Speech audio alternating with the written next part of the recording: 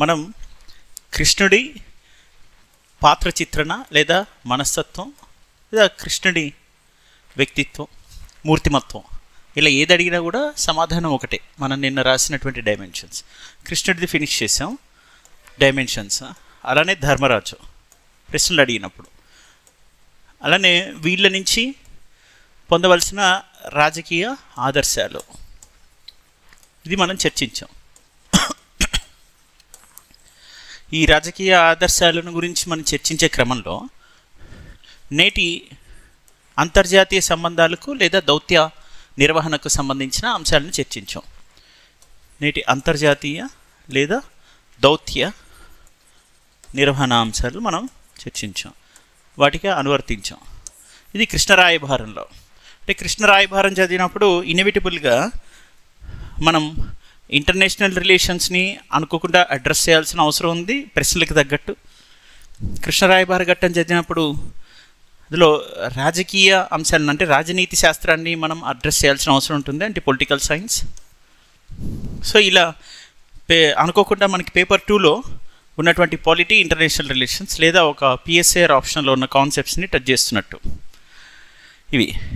ఈ కృష్ణరాయభారం అనేది ఏ శతాబ్దంలో వచ్చిందనో మనం 13వ శతాబ్దం.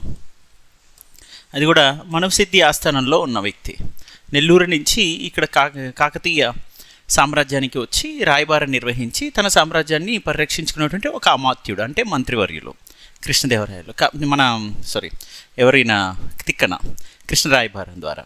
ఈ కృష్ణరాయబారంలో తనకున్నటువంటి స్వీయ అనుభవాన్ని రంగరించి రచించినట్టు అనిపిస్తుందనే భావన చాలామంది విమర్శకులు వ్యక్తం చేశారు తెలుగు కవితా లోకంలో.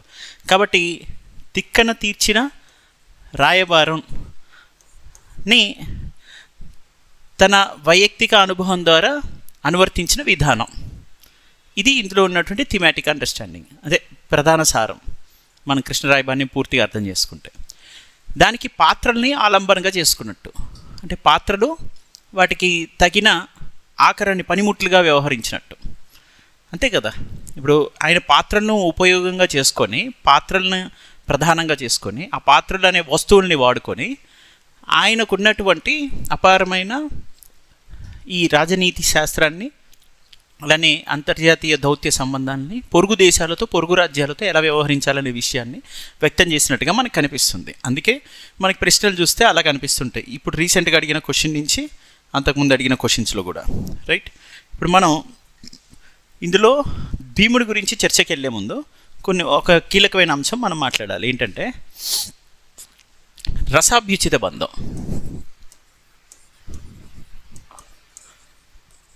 రసాభ్యుచిత బంధం, ఇంకా నాటకీయత. ఈ నాటకీయత ప్రతి అణువులో మనకి ప్రతిబింబిస్తుంటుంది. తిక్కన నాటకీయత, దీని మీద నేను నోట్స్ కూడా ఇస్తాను ఎలాగో.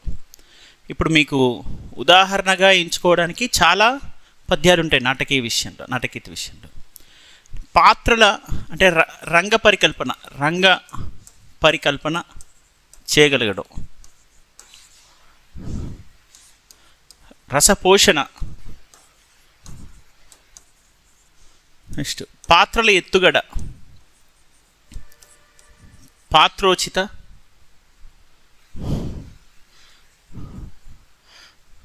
ఎత్తుగడ, నెక్స్ట్ సన్నివేశ కల్పన,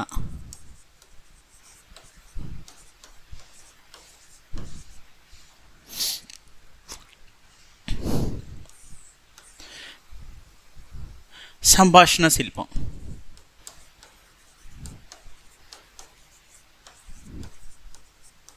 ఇవి నాటకీయతలోని ముఖ్య అంశాలు. మనకి కృష్ణుడు ధర్మరాజుకి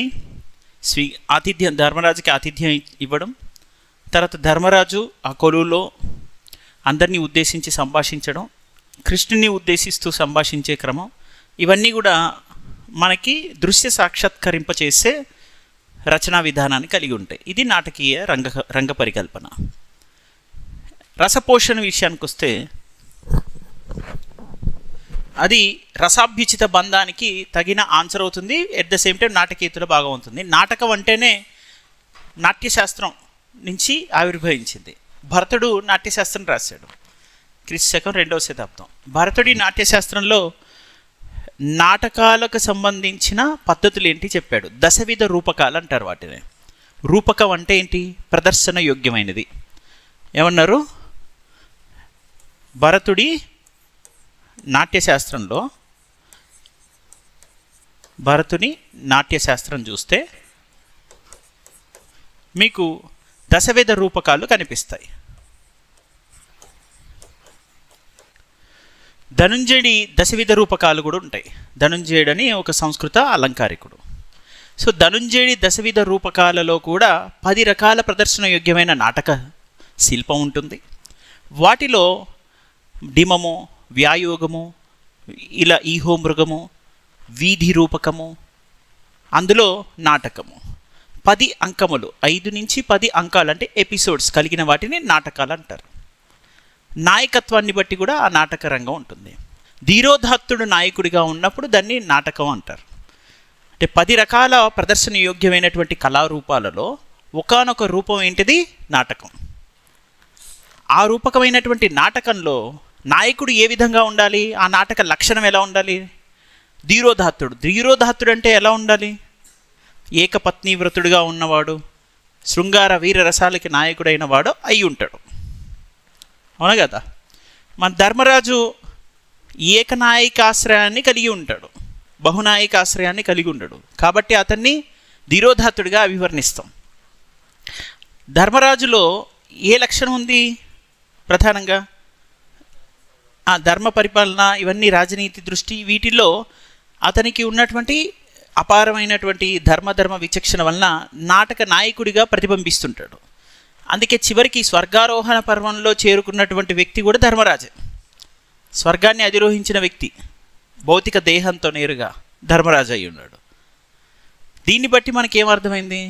ధర్మరాజు ఈ కావ్య నాయకుడిగా ప్రతిబింబిస్తుంటాడు మహాభారతంలో అని. ఈవెన్ దీనికి సంబంధించినటువంటి అంగిరసం ఏంటి అని భావిస్తే అంగిరసం ధర్మవీరం అని చెప్పేసి జీవి సుబ్రహ్మణ్యం గారు చెప్పారు. ధర్మవీరం అంటే సాధారణంగా మనకి నవరసాలు ఉంటాయి. శృంగార, హాస్య, కరుణ, రౌద్ర, వీర, బీభత్స, భయానక, అద్భుత, శాంతరసాలు. ఈ నవరసాలలో అంగిరసంగా వీరరసాన్ని మాత్రమే చెప్పడానికి రాదు. ఇది ధర్మం కోసం చేసినటువంటి వీరత్వం కాబట్టి పోరాటం, అందులో భాగంగా ఇది ధర్మవీరం అవుతుంది అని చెప్పిన వ్యక్తి ఎవరు? జీవి సుబ్రహ్మణ్యం గారని. ఇప్పుడు నాటకంలో నాయకుడు ఏకనాయకాశ్రయాన్ని కలిగి ఉన్నవాడు, రాజనీతిజ్ఞుడు, ధర్మ పరిపాలకుడు కాబట్టి ధీరోదాత్తుడైనటువంటి మన ధర్మరాజుని స్వీకరించడం జరుగుతుంది. 5 నుంచి 10 అంకాలు ఉన్నట్టుగా ఏదో రంగ పరికల్పన చేసినట్టుగా ఒక నాటకం ఎలా అయితే మనకి ప్రదర్శన యోగ్యంగా కనిపిస్తుందో, తిక్కన తీర్చిన కృష్ణరాయభారం ఒక నాటకీయతను రక్తిగట్టించే ప్రదర్శన యోగ్యమైన కళారూపకంగా మన ముందు నిలుస్తుంది. ఒక స్పష్టమైన కళారూపం అంటే మీరు ఒగ్గు కథలు, బుర్ర కథలు, డప్పు కథలు ఇలాంటివి వినుంటారు మీరు. అవన్నీ వచ్చి తానా అంటే తందానా అన్నట్టుగా ఆడుతున్నవి కళారూపాలు అంటారు. ఈ కళారూపాల్లో మనకి క్లాసికల్గా ఉంటాయి, ఫోక్ ఉంటాయి. శాస్త్రీయపరమైన వాటిని నాటక ప్రదర్శనలు అంటారు. అది పౌరాణిక నాటకాల ప్రదర్శన జరుగుతుంటుంది. ఇవి శాస్త్రీయంగా ఉంటాయి. శాస్త్రీయంగా కాకుండా జానపద కళారూపాల్లో ఈ ఒగ్గు కథలు, బుర్ర కథలు ఉంటుంటాయి. శాస్త్రీయ కళారూపాలకి కొన్ని నియమ నిబంధనలు ఉంటాయి. నిబద్ధ సాహిత్యం అవుతుంది అది. శాస్త్రీయ కళారూపాలకి ఈ లక్షణాలు ఉండాలి, 10 రూపకాలు ఉంటాయి, ఇలా ఇన్ని ఎపిసోడ్స్ ఉండాలి, ఈ ఎపిసోడ్స్లో నాయకుడు ఈ విధంగా వ్యవహరించాలి, నాయిక ఈ విధంగా వ్యవహరించాలి అని కొన్ని లక్షణ సహితమైనటువంటి రచనా రూపం ఉంటుంది. ఆ విధంగా క్లాసికల్ మ్యూజిక్ తీసుకోవచ్చు, క్లాసికల్ డ్యాన్స్ తీసుకోవచ్చు, క్లాసికల్ లిటరేచర్ తీసుకోవచ్చు. Dance forms, musical art forms, literature, వీటన్నిటిలో కూడా శాస్త్రీయ నృత్యం అని, శాస్త్రీయ సంగీతం అని, కదా ప్రాచీన సాహిత్యం, క్లాసికల్ లిటరేచర్ అంటే ప్రాచీన సాహిత్యం అని ఇలా పలుకుతుంటాం మనం. ఎందుకని? వాటికి ఒక నిబద్ధ రూపం ఉంటుంది, వాటికి ఒక మీటర్ ఉంటుంది. ఆ ఛందోబద్ధమైన రూపాలలో మనము రచన చేసే క్రమంలో నాయకుల లక్షణాలు ఈ విధంగా ఉండాలని కొన్ని నిబంధనలు ఉంటాయి. ఆ నిబంధన మేరకు ఆ నిబద్ధ సాహిత్యాన్ని రూపొందిస్తారు. అలా చేసిన క్రమంలో దాన్ని ఏమని పలుకుతాం మనం? శాస్త్రీయ లేదా ప్రాచీన అనే కోణంలో చెప్తాం. జానపద సాహిత్యం అంటే దీనికి ఏ విధమైనటువంటి నిబద్ధ రూపం ఉండదు, దీనికి ఒక లక్షణ గ్రంథం ఉండదు. ఆ లక్షణ గ్రంథం ఆధారంగా ఈ ప్రదర్శించాలి లేదా పలకాలి, ఉచ్చరించాలి, రచన చేయాలి లేదా డ్యాన్స్ చేయాలి, ఇలాంటి రూల్స్ ఉండవు కదా. సప్తస్వరాలు అంటాం, అవి ఫోక్ లిటరేచర్కి ఫోక్ మ్యూజిక్కి వర్తించవు. సప్తస్వరాలు సరిగమ పదని ఇలా మాట్లాడుతున్న క్రమంలో వాటికి సంబంధించిన అల్లిక, ఈ స్వరములు అనే అల్లిక ఎక్కడ జరుగుతుంది? శాస్త్రీయ సంగీతంలో జరుగుతుంటుంది. అలాగా నాటకాలలో కూడా ఒక శాస్త్ర ప్రమాణమైనటువంటి గ్రంథం భరతుడి నాట్యశాస్త్రం. ఆ భరతుడి నాట్యశాస్త్రం నుంచే క్రమేణా అనేక ఇతర గ్రంథాలు వెలువడ్డాయి. ఆ గ్రంథాలలో ఒక గ్రంథం కూడా ధనుంజయుడు రాసినటువంటి దశరూపకం. ఇలా 10 రకాల ప్రదర్శన యోగ్యమైన కళారూపాలు ఉంటాయి. నాటకం ఆ 10 రకాల ప్రదర్శన యోగ్యమైన రూపాల్లో ఒకనొకటి. సో ఆ నాటకంలో ఏ విధమైనటువంటి భావన మన ముందు రక్తి కడుతుందో, రసపోషణ జరుగుతుందో, అది యథాతథంగా చిత్రించినటువంటి శక్తి కావ్యంలో ఎవరికి ఉంది? తిక్కనకుంది. సంస్కృతంలో తొలుత మనకి నాటకాలే వెలువడ్డాయి. కాళిదాసు రచించినవన్నీ ఏంటి? మాళవికాగ్నిమిత్రం, విక్రమ ఊర్వశీయం, ఇవన్నీ అభిజ్ఞాన శాకుంతలం, కాళిదాసు చేసినటువంటి రచనలు, ఇవి నాటకాలు. ఆ అభిజ్ఞాన శాకుంతలం నుంచే శకుంతలోపాఖ్యానం తీశారేమో కొన్ని సంఘటనలు అనే భావన మనకు కలుగుతుంటుంది నాటక పరికల్పన చేయడానికి నన్నయ్య. ఇంకా పూర్తిగా నాటకీయతను రక్తి గట్టించిన వ్యక్తి తిక్కన. ఇది మహాభారతంలోని కథను స్ఫూర్తిగా తీసుకొని రచించినటువంటి నాటకం అభిజ్ఞాన శాకుంతలం, కాళిదాసు రచించాడు. మన దురదృష్టం ఏంటంటే షేక్స్పియర్ ఆఫ్ ద ఇండియా అని మాట్లాడతారు. ఇదెంత దరిద్రం అంటే షేక్స్పియర్ ఎక్కడోడు? 19వ శతాబ్దానికి చెందినవాడు. కాళిదాస్ ఎప్పుడు వాడు? 2000 సంవత్సరాల క్రితం వాడు, సుమారుగా 1800 సంవత్సరాల క్రితం వాడు. 1800 సంవత్సరాల క్రితం పుట్టిన కాళిదాసుకి బిరుదు ఇవ్వడంటే ఎవరితో పోల్చి బిరుదు ఇచ్చారు? నిన్న మొన్న పుట్టిన బచ్చగాడు కాళిదాస్ ముందు. షేక్స్పియర్ గొప్పోడే, మనందరికీ గొప్పోడే, కానీ కాళిదాస్ కన్నా గొప్పోడు కాదుగా ఎప్పటికీ. వాడిని తీసుకొచ్చి మనం అట్లా రుద్దుతారనమాట వెస్టర్న్ లిటరేచర్ మన మీద. సో మొత్తానికి కాళిదాసు రచించినవన్నీ నాటకాలే. భారవి కిరాతార్జునీయం నాటకమే, దండి దశకుమారి చరిత్ర నాటకమే, మీరు అప్పుడు ఈవెన్ శూద్రకుడి మృచ్చకటికం నాటకమే, విశాఖదత్తుని ముద్రారాక్షసం నాటకమే, ఇవన్నీ నాటకాలు. తొలుత సంస్కృతంలో మనకి రూపక సాహిత్యం వెలువడింది, అంటే ప్రదర్శన యోగ్యమైనటువంటి సాహిత్యం మనలో సంస్కృతంలో కనబడుతుంది.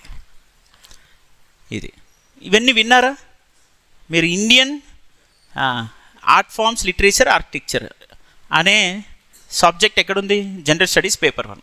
జనరల్ స్టడీస్ పేపర్ 1లో మీకు లిటరేచర్ గురించి క్వశ్చన్స్ వస్తాయి. అంతెందుకు, ప్రిలిమ్స్లో 100 ముద్ర రాక్షసం గురించి అడిగాడు, మాళవిక అగ్నిమిత్రం లవ్ స్టోరీ గురించి అడిగాడు. ఏ ఇయర్ అది? 2017 18 అనుకుంటా ప్రిలిమ్స్ క్వశ్చన్ పేపర్ చూస్తే. మ్యాచ్ ద ఫాలోయింగ్లో అడిగాడు ఇవన్నీ లిటరేచర్. గుర్తుపెట్టుకోండి, ఇవన్నీ బేసిక్ మీకు జిఎస్లో ఆల్రెడీ క్వశ్చన్స్ అడిగినవే. సో ఇప్పుడు ఇవి ముద్ర ఏంటి? వాటిలో ఉన్న స్టోరీ అవి కొంచెం 1 లైన్ చదివితే గుర్తుంటాయి. ఇప్పుడు మాళవిక అగ్నిమిత్ర లవ్ స్టోరీ ఉంటుంది. అగ్నిమిత్రుడు ఎవరు? పుష్యమిత్ర శుంగుడి కొడుకు. పుష్యమిత్ర శుంగుడు ఎవరు? శుంగవంశం. తర్వాత ఎవరి తర్వాత వచ్చింది? మౌర్య వంశం తర్వాత వచ్చింది. శుంగుల తర్వాత కాన్వులు వచ్చారు, కాన్వ వంశం, శుంగవంశం. దానికి ముందు మౌర్యులు, ఆ ముందు నందులు, మహాపద్మనందుడు ఆ క్రమంలో కనిపిస్తూ తర్వాత కౌటిల్యుడు అవమానానికి గురయ్యానని చెప్పేసి తీసుకొచ్చి కింగ్ మేకర్ అవుతాడు, తీసుకొచ్చి చంద్రగుప్త మౌర్యుని చేశాడు. మౌర్య సామ్రాజ్యం అనంతరం వచ్చింది శుంగవంశం, తర్వాత వచ్చింది కాన్వ వంశం. దీనికి ముందులో ఉన్నటువంటి శుంగ వంశస్థుల్లో పుష్యమిత్ర శుంగుని కొడుకు అగ్నిమిత్ర శుంగుడు. మాళవిక అనే చెలికత్తుతో అగ్నిమిత్ర శుంగునికి జరిగినటువంటి ఆ లవ్ స్టోరీ ఉంటుంది కదా, ఆ ప్రేమ కథనే చిత్రించినవాడు కాళిదాసు. మరి కాళిదాసు ఎప్పటివాడు? క్రీస్తు శకం 1-2వ శతాబ్దంలో జరిగిన కథ ఇదంతా రాసింది. ఇంకా అభిజ్ఞాన శాకుంతలో మన మహాభారతంలో ఉన్నటువంటి శకుంతల జనన వృత్తాంతాన్ని తీసుకొని ఆ జనన వృత్తాంతం ఆధారంగా ఏర్పడినటువంటి అనేక సంకట పరిస్థితులు, తద్వారా జనించినటువంటి భరతుడి జన్మ వృత్తాంతం, శకుంతల ఎదుర్కొన్న ఇక్కట్లను ఎలా మళ్ళీ పరిష్కరించుకొని నిలబడగలిగింది అనేది ఒక నాటకీయంగా చూపించినటువంటి వ్యక్తి. అప్పుడే మంచి ట్విస్టులు ఉంటాయి, సినిమా స్టోరీలు ఉంటాయి. ఒక ఉంగరం పోవడము, మర్చిపోవడము, రాజు మళ్ళీ తిరిగి ఉంగరం దొరికినప్పుడు గుర్తు తెచ్చుకోవడము, దాని వెనకాల ఫ్లాష్ బ్యాక్స్, ఇవన్నీ ఇప్పుడు తీస్తున్న సినిమాలన్నీ అక్కడి నుంచి తీసుకొచ్చున్నాయి డైరెక్ట్గా. భరతుడి నాట్యశాస్త్రం పుట్టిన ప్రదేశం ఏది? కాశ్మీర్. కల్హణుడు రాజతరంగని రచించిన ప్రదేశం ఏది? కాశ్మీర్. ఎవరు రాజుల చరిత్ర రాశాడు? కాశ్మీర్ రాజుల చరిత్ర రాశాడు. అష్టాదశ శక్తిపీఠాల్లో క్రీస్తు శకం 8వ శతాబ్దంలో శంకరాచార్యులు స్థాపించిన ప్రదేశం.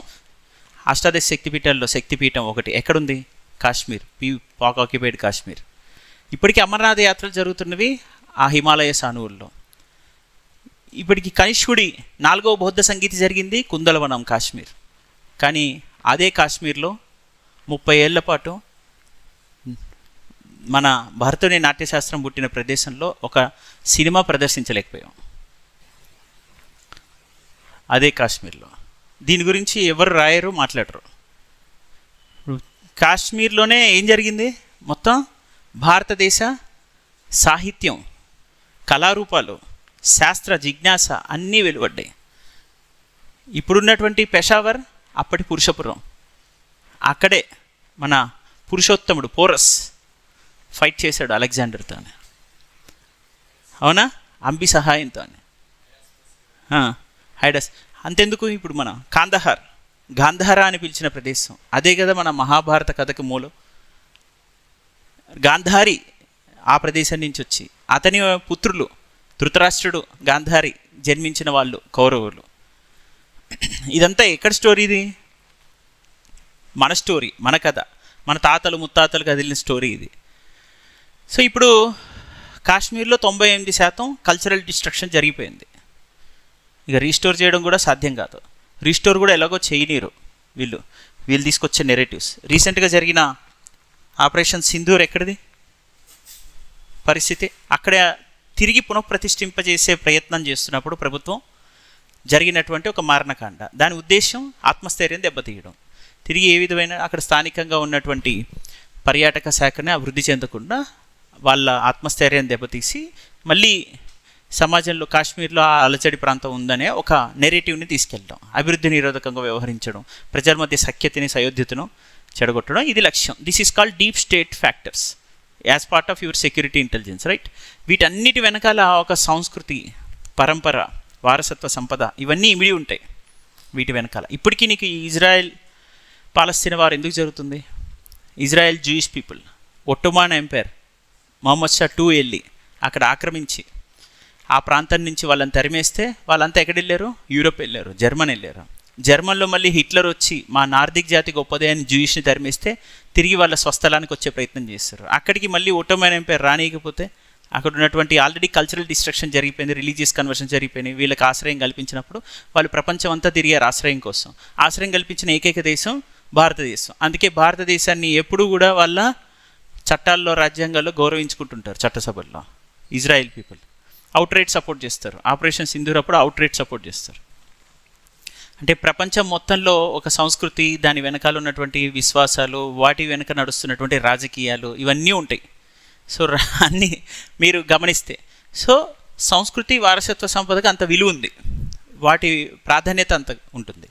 ప్రపంచంలో ఇతర దేశాలు ఈ ఆక్రమించిన సందర్భంలో ఈ దేశాలన్నీ కూడా ప్రతిఘటించే ప్రయత్నం చేస్తాయి. ఈ దేశాలు ప్రతిఘటించే క్రమంలో జాతీయవాద భావాన్ని తీసుకొచ్చాయి. ఆ దేశాలు ఆక్రమించే క్రమంలో కూడా జాతీయవాద భావాన్ని తీసుకొచ్చాయి. కానీ దానికి దీనికి ఒక వ్యత్యాసం ఉంది. ఏంటి? ఆ దేశాలు జాత్యాహంకారంతో ఇతర దేశాలను ఆక్రమించాలి, నేను సూపర్ పవర్గా ఎదగాలి, నేనే సుపీరియర్ రేస్ అనే భావంతో వచ్చిన దేశాలు అవి. ఇంపీరియలిస్టిక్ కంట్రీస్, సామ్రాజ్యవాద దేశాలు అవి. తమ సామ్రాజ్యాన్ని విస్తరించి తాము ఆర్థికంగా బలపడాలి, రాజకీయంగా స్థిరపడాలని వచ్చినటువంటి దేశాలు. అధర్మవర్తనలో ధర్మం అంటే ఏంటి? తమ రాజ్యాన్ని తిరిగి తమే పాలించుకోవాలనే స్వాతంత్రోద్యమం చేసిన వాళ్ళు జాతీయవాదులు. ఈ జాతీయవాదం, ఆ జాతీయవాదంలో జాతీయాహంకారం ఉంది, ఈ జాతీయవాదంలో స్వయం పాలన ఉంది. ఇప్పుడు మనం మన జాతీయవాదం గురించి మాట్లాడితే అవగాహన లేని వాళ్ళు ఆ జాతీయవాదంతో పోల్చి వీళ్ళని ఫాసిస్టులు, నాజిజం ఫాలో అవుతున్న హిట్లర్లుగా పోల్స్తుంటారు. హిట్లర్, ముసోలిని ఇతర దేశాలను ఆక్రమించడంలో తమ సామ్రాజ్య విస్తరణ జరుగుతుంది, ఇతర దేశాలపైన ఆధిపత్యం చూపించడంలో తమ సామ్రాజ్యవాదం బలపడుతుందని భావించారు, కొలనైజ్ చేయడంలో.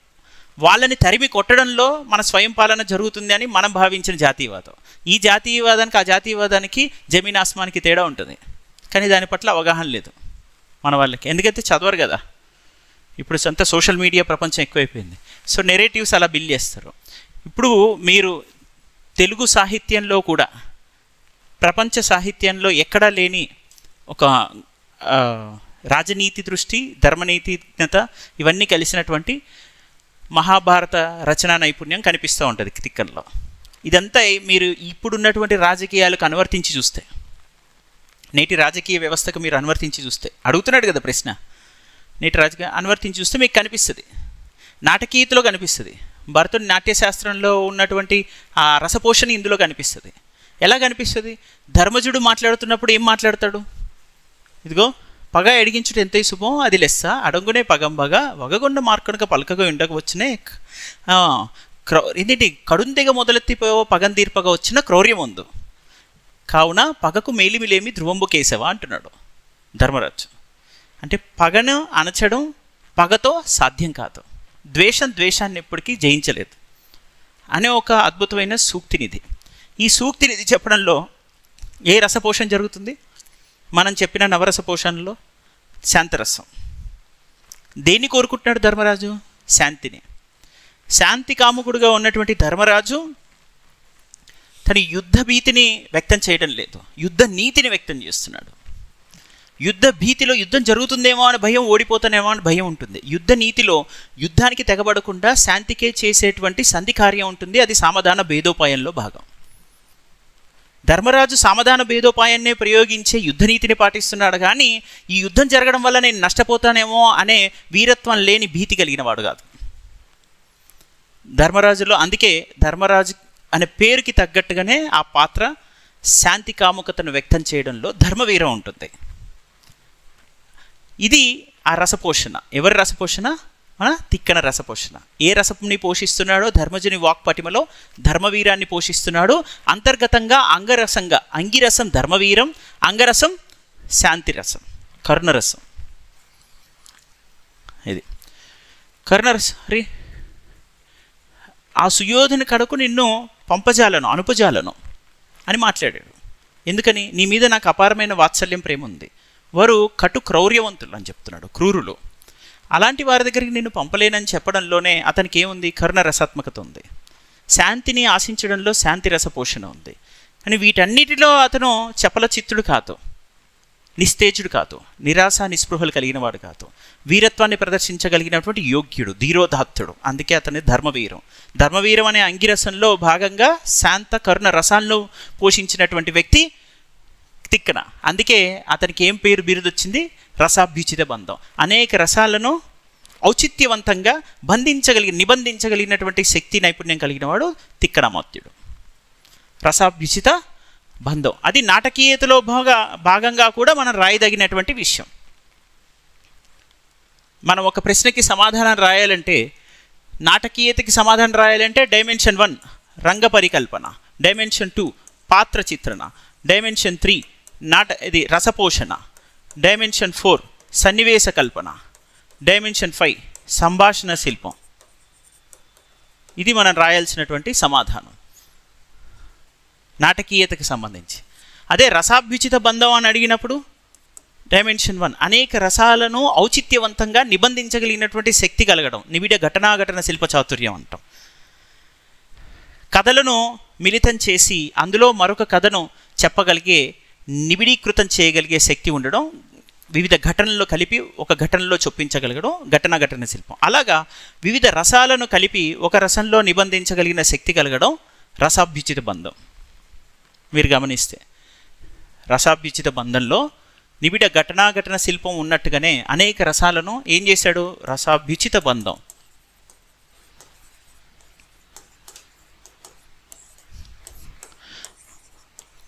అనేక రసాలను ఔచిత్యవంతంగా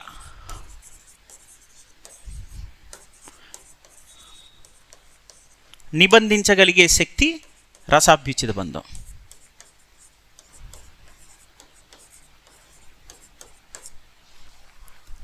ఇది అనేక రసాలు. ఏంటి ఆ రసాలను నిబంధించగలగడం? రసాభ్యుచిత బంధంలో మన డైమెన్షన్స్ తీసుకుంటే అంటే ధర్మరాజు విషయంలో ధర్మవీరం అనే అంగిరసం ప్రతిబింబిస్తుంటుంది. దానిలో అంగరసంగా శాంత కర్ణ రసాలు ప్రతిఫలిస్తాయి.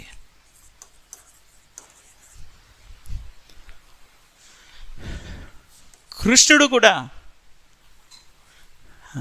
యుద్ధం వద్దని వలదు, కానీ శాంతికే నేను ప్రయత్నం చేస్తాను అనడంలో కృష్ణుడి పాత్రలో ఒక సమన్వయకర్త, ఒక ధర్మనీతి వర్తనుడు కనిపిస్తాడు. అందులో ధర్మంతో కూడిన వీరరస పోషణ జరుగుతూ ఉంటుంది. పాత్రోచిత రసపోషణ నైపుణ్యం అంటాం. ఇది రసాభ్యుచిత బంధంలో భాగం. కృష్ణుడు సర్వాంతర్యామి తత్వం, దివ్యాదివ్యుడు. ఇతరుల మనస్సును పూర్తిగా తెలిసి పరకాయ ప్రవేశం చేయగలిగినటువంటి నేర్పరి, సమయోచిత ప్రజ్ఞ కలిగినవాడు, సమయానికి తగ్గట్టు స్పందించగలిగినవాడు. అతనిలో ఒక సాంత్వన ఉంటుంది, స్థితప్రజ్ఞత ఉంటుంది. శాంతరసం అంగరసంగా ప్రతిబింబిస్తుంటుంది, కానీ వీరత్వాన్ని పరిపోషిస్తుంటాడు, బోధిస్తుంటాడు, వీరత్వాన్ని ప్రదర్శించమని చెప్తాడు. కానీ అది నిమిత్త మాత్రంగా చేయాలి, ఫలితం ఆశించకుండా నువ్వు ప్రయత్నం చేయాలి అని చెప్తాడు. అంటే నువ్వు సివిల్స్ కోసం చేసే ఫైటింగ్ లాంటిది అట్లా. సో కృష్ణుడు చెప్పిన దాంట్లో ధర్మవీరం ఇది. ఇలా నెక్స్ట్ భీష్ముడు. భీష్ముడి విషయంలో అంగరసాలుగా హాస్యం, రౌద్రం, వీరం పరికించగలడు, తిక్కన. అదే రసాభ్యుచిత బంధం. సారీ భీష్ముడు అన్నాను, ఐఎమ్ సారీ, భీముడు. ఇదే భీముడు, చదివేస్తే ఉన్నమతి పోతుంది. భీముడు విషయంలో హాస్యం, రౌద్రం, వీరం వీటిని పరికించగలడు. ఆ తర్వాత అర్జునుడు.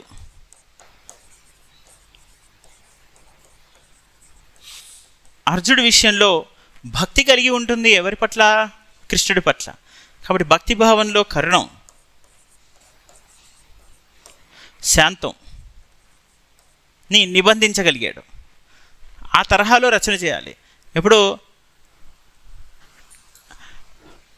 అర్జునుడు వచ్చి సమరంబు గలుగునంచు మమ్మో వెరపింపవలదు మాధవ అని ఇలా గొంతె తరుస్తాడా? అర్జునుడు అరవడు. అలాంటి పదాలు ఎవరికి పెట్టాలి? భీష్ముడికి పెట్టాలి, భీముడికి పెట్టాలి. ఊరికే భీష్ముడు వస్తున్నాడు. భీష్ముడు నిన్న మొన్న భీష్ముడి కథలు చదివి అట్లా అయిపోతుంది. భీముడు అంటాడు సమరంబు గలుగునంచు మమ్మ వెరపింపవలదు మాధవ అని ఇలా. ఇది ఎలాంటి లౌడర్ వాయిస్తో వస్తాడు. మనోడు గద్గద కంఠస్వరంతో వస్తాడు అర్జునుడు. సో ఇద్దరి మధ్య ఆ వ్యత్యాసాన్ని చూపించే విధంగా ఆ రచన శిల్పం ఉండాలి. అంటే సృజనాత్మకత, శిల్పం అంటే రుచి. ఆ రచనా శిల్పం అర్జునుడు ఇది కనిపిస్తుంది, రైట్. ఇక ద్రౌపది అసలు మెయిన్ క్యారెక్టర్. ఓకే, ఆ ఒక్కరోజు నవ్వాపుకుంటే అయిపోయేది మైసభలో. సో మొత్తానికి వచ్చి ఈమెలో ఆవేశం వెనకాల ఆక్రోశం ఉంటుంది, అంటే ఆవేదన ఉంటుంది. ఆవేదనలో ఏముంటుంది? ఆర్తనాదం ఉంటుంది.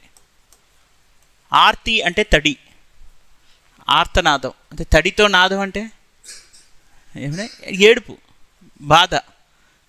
ఆర్తనాదం అంటే ఇక బాధపడ్డం,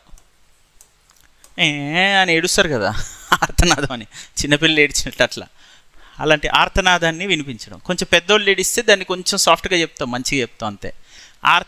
ఆర్తనాదం అంటే ఇందులో ఏముందిగా? కరుణరసం. పైగా వాత్సల్యం ఉంది ద్రౌపది పట్ల. ఎవరికి? కృష్ణుడికి. మాటకు ముందు అన్న, మాట తర్వాత అన్న అంటది. ఇక అక్కడే సగం ఏం చేయాలి? అదే నువ్వు మిగతా వాళ్ళందరినీ నువ్వు యుద్ధం చేయమని పురికొల్పుతుంది అన్నమాట. నువ్వు చేయకపోతే నాకు ఇదిగో పైగా జుట్టు అంతా విరబోసుకుని ఉంది అక్కడ. జుట్టు విరబోసుకున్న విషయం గురించి ఇంతలావు చెప్తుంది ఒక పద్యం.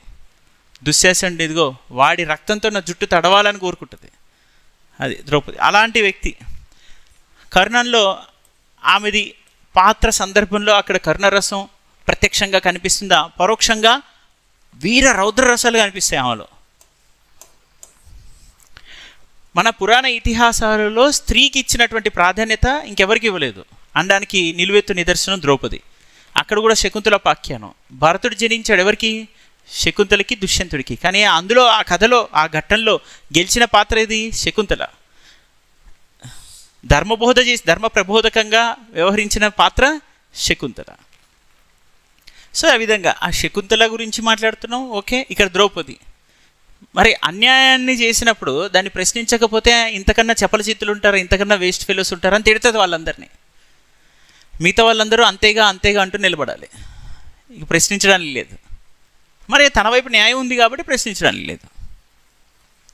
ఇప్పుడు సో నెక్స్ట్ ద్రౌపది దగ్గర వచ్చేసరికి ఈ రసాభ్యుచిత బంధం అంతర్లీనంగా ఇది మిళితం చేసి రచించగలగడం, అనేక రసాలను ఔచిత్యవంతంగా నిబిడీకృతం చేసే శక్తి సామర్థ్యాలు కలిగిన రసాభ్యుచిత బంధకర్త తిక్కనామాత్యుడు.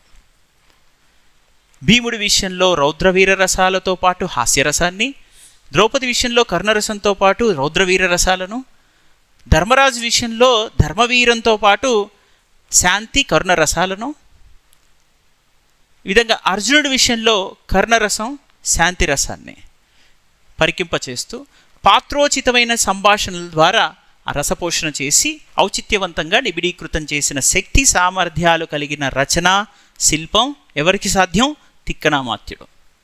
అందుకే అతన్ని కవి బ్రహ్మ అన్నారు, రసాభ్యుచిత బంధకర్త అన్నారు. ఉభయ కావ్య ప్రౌఢి శిల్పాన్ని పాటించగలిగిన శక్తి మళ్ళీ నన్నయ్య తర్వాత తిక్కనికి ఆ బిరుదు సంపాదించగలిగే శక్తి వచ్చింది. శ్రీనాథుడు అన్నాడు నన్నయ్యని ఉభయ వాక్ ప్రౌఢి అని. ఇప్పుడు తిక్కనికి ఏం పేరు? ఉభయ కావ్యాలకి మిత్రుడుగా భావించాడు, ఉభయ కవి మిత్రుడు. అటు శాస్త్రం ఇటు కావ్యం, ఈ ఇద్దరికి ఇటు తిక్కన రచన చదువుతున్నప్పుడు ఒక కావ్యం చదువుతున్న భావనతో పాటు ఒక రాజనీతి శాస్త్రం చదువుతున్నటువంటి భావన కలుగుతుంటుంది.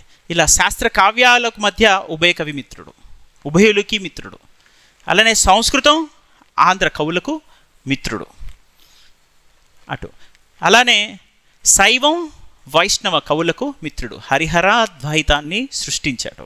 హరిహరాద్వైతానికి హరిహరులకే ఈ మహాభారతాన్ని అంకితం చేసి మత సామరస్యతను నెలకొల్పాడు.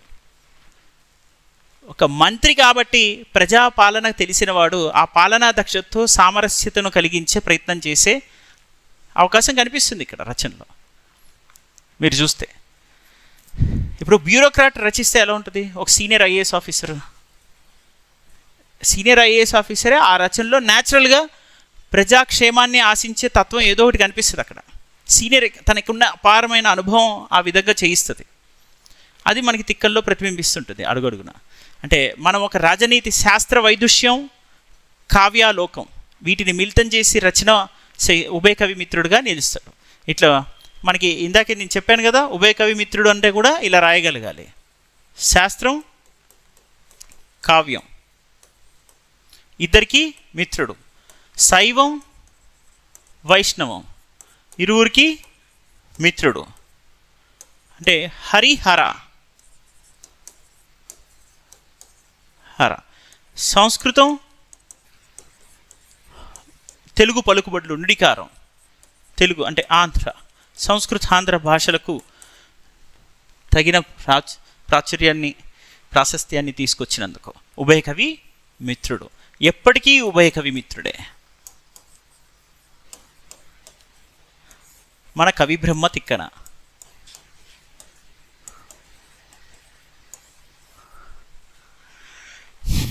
బహుశా ఈ జనరేషన్ ఏమో చదువుతుందేమో నన్నయ్య తిక్కన, నెక్స్ట్ జనరేషన్ మర్చిపోతారు.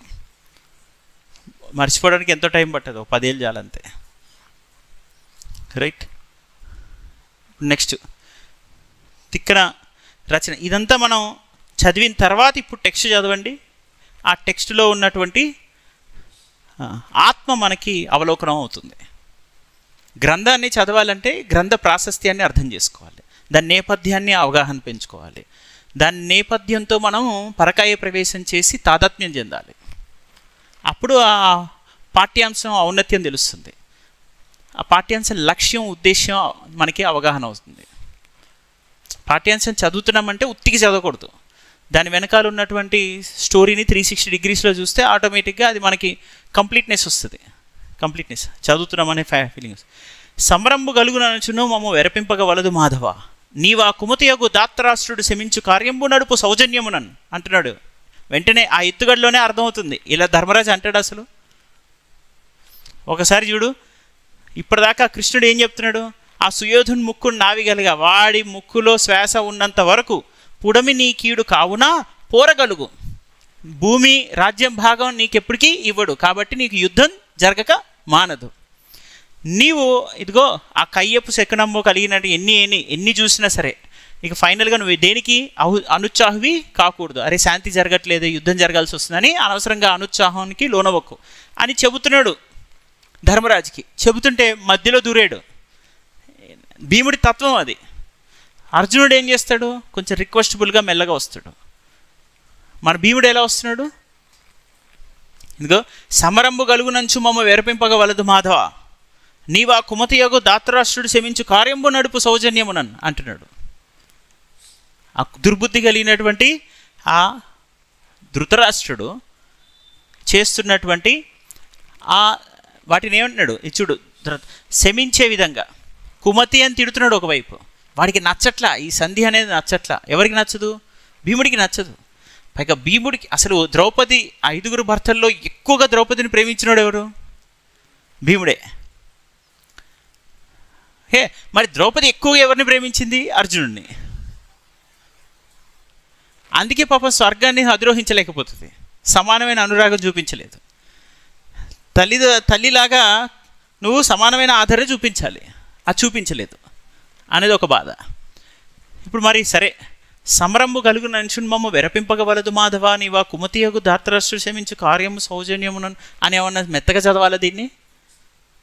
ఇప్పుడు ఆ పదం చూడండి, ఆ పద ప్రయోగాలు చూడండి. ఇదిగో యుద్ధం అవుతుందని నువ్వేం భయపెట్టకు నాకు అనవసరంగా అని అంటున్నాడు, అట్లా కొట్లాడుతున్నాడు. పదం ఉపయోగించడంలోనే. వెరపు అంటే ఏంటి, భయం. పూర్తిగా తెలుగు పలుకుబడి, వల్ల, వెరపు, ఈడు, నెక్స్ట్ పోర అని పూర్తిగా తెలుగు నుడికారయుక్త పదప్రయోగాలతో రచించినటువంటి ఉభయ కవి మిత్రుడు తిక్కనమాత్యుడు అనడానికి ఇలాంటిది ఒక ఉదాహరణ. యుద్ధం జరుగుతుందని మమ్మ భయపెట్టకు, దుష్టచిత్రుడైన దుర్యోధనుడు అణిగిమణిగి ఉండేలా ఏదో విధంగా సంధి కార్యం నిర్వహించు అని చెప్తున్నాడు. సమరానికి సన్నాహం చేయమని చెప్పినటువంటి కృష్ణుడి వాక్యానికి భీముడు ఈ విధంగా స్పందించడంలో ఒక నాటకీయ ఎత్తుగడ ఉంటుంది. మీకు ఇందాకే చెప్పా, పాత్రోచిత ఎత్తుగడ నాటకీయ శిల్పంలో భాగం. పాత్రోచిత ఎత్తుగడ ఇది ఇక్కడ ఎత్తుగడ. ఇప్పుడు భీముడు వస్తున్నాడు, మాట్లాడుతాడు అని ఏమన్నా ఇన్ఫర్మేషన్ ఇచ్చాడు మనోడు. ఇప్పుడు ఒక రచన చేస్తున్న వ్యక్తి తరువాయి సంభాషణ భీముడికి కృష్ణుడి మధ్య జరగబోతుంది అని ఏమన్నా రాశాడా, రాయకుండా ఏమని అర్థం ఇది. ఒక్కసారిగా అలా ఉప్పెనలాగా వచ్చినటువంటి పాత్రలో ఒక ఎత్తుగడ కనిపిస్తుంది, అది ఒక నాటకీయ రక్తి మనకు కనిపిస్తుంది, నాటకీయ రంగ పరికల్పన సృష్టించడం అనమాట. ఆవేశం, పైగా ఆవేశంతో. అదేంటి కృష్ణుడితో ఇలా అంటాడా, ధర్మరాజు అన్నాడే, ధర్మరాజు చెప్తున్నాడు కృష్ణుడు, మధ్యలో ఏంటి పద్యం అన్న ఫీలింగ్ క్రియేట్ అవుతుంది చదివేవాడికి. అనగానే అక్కడ కనిపిస్తుంది, ఓకే ఇది భీముడు మాట్లాడుతున్నాడా, ఓకే అని జనాలు రియలైజ్ అవ్వడం స్టార్ట్ అవుతుంది. ఆ రియలైజేషన్ తీసుకురావడమే నాటకీయ ఎత్తుగడ. వెంటనే చూడండి శార్ధుల వృత్తం. శార్ధులో ఏంటి, ఒక పులి గాంభీర్యాన్ని తలపించడం. మరి పులి గాంభీర్యం ఎవరికి ఉంటుంది చెప్పండి, ఎవరికి ఉండాలి, భీముడికే ఉండాలి. భీముడికి తగ్గట్టుగా ఆ రచనా విధానం. పాపాత్ముండు మధాంధుడు ఆ తులువ అని తిడుతున్నాడు. తులువ ఎంత అద్భుతమైన తిట్టు, మంచి తిట్టు, ఇప్పటికీ నిలిచిపోయిన తిట్టు, జానపదుల్లో నిలిచిన తిట్టు. తెలంగాణ రాయలసీమ సరిహద్దుల్లో, సానువుల్లో, నేటికి హైదరాబాద్ రంగారెడ్డి ప్రాంతాల్లో నిలిచిపోయిన తిట్టు. ఏంటిది, ఎవరైనా బాగా నోటోరియస్గా ఉంటే ఏమని తిడతారు, తులువ చేష్టలు. అరే తులువ విన్నారు ఎప్పుడైనా ఈ తిట్టు, ఎంతమంది విన్నారు, వెరీ నైస్. వీడు పెద్ద తులువ అంటారు. వీడు తులువ అంటే బాగా నోటోరియస్, అల్లరి చేసేవాడు, మొండిగా చేస్తాడు, తొండి చేస్తాడు, తోతిరి చేస్తాడు. మొండి, తొండి, ఇలాంటి బిహేవియర్ చేస్తున్న వాళ్ళందరినీ ఏమంటారు, అడ్డంగా వాదించేవాడిని, వితండవాదం చేసేవాడిని తులువ అని తిడతారు, నోటోరియస్ క్యాండిడేట్. సో అట్లా పాపాత్ముండు మధాంధుడు తులువ నీ పంపు ఎట్లునుంచేగా నోపం అడ్డమును చెప్పరెవరును. ఈ పంపు ఎట్లయినా చేసి అడ్డం చెప్పరెవరు. మానోద్రేకమున్ గర్వము కోపంబున్ తను త్రిప్ప ఆప్తజనులు గుందించటం. పోయినట్లే పోనిత్తురు కానా నిన్నతడు జాలింబెట్టడం జుడుమి అంటున్నాడు అని వెండియు అని మళ్ళీ భీమసేనుడు ఇలా అనడం మొదలుపెట్టాడు. ఇదిగో ఆ తులువ అంటే కుచిత్రుడు అని ఇక్కడ రాశారు. బాగా నోటోరియస్, అసలు మొండిగా వాదించాడు, అధర్మాన్ని పాటించి కూడా ఏమాత్రం సిగ్గు లేకుండా తిరిగావని ఏమని మాట్లాడతారు. తులువ పాపాత్ముడు. ఇక మనకి తెలుసు మదాంధుడు. గర్వంగా మదాంధుడు అంటే ఏంటి? గర్వంతో కళ్ళు మూసుకుపోయినవాడు మదాంధుడు కదా. వీడికి మదం ఎక్కువ అంటే మనకు తెలుసుగా, ఇప్పటికీ నిలిచిపోయిన తెలుగు పదం. ఏదో సినిమాలో కూడా ఉంటుంది, విన్నాను నేను.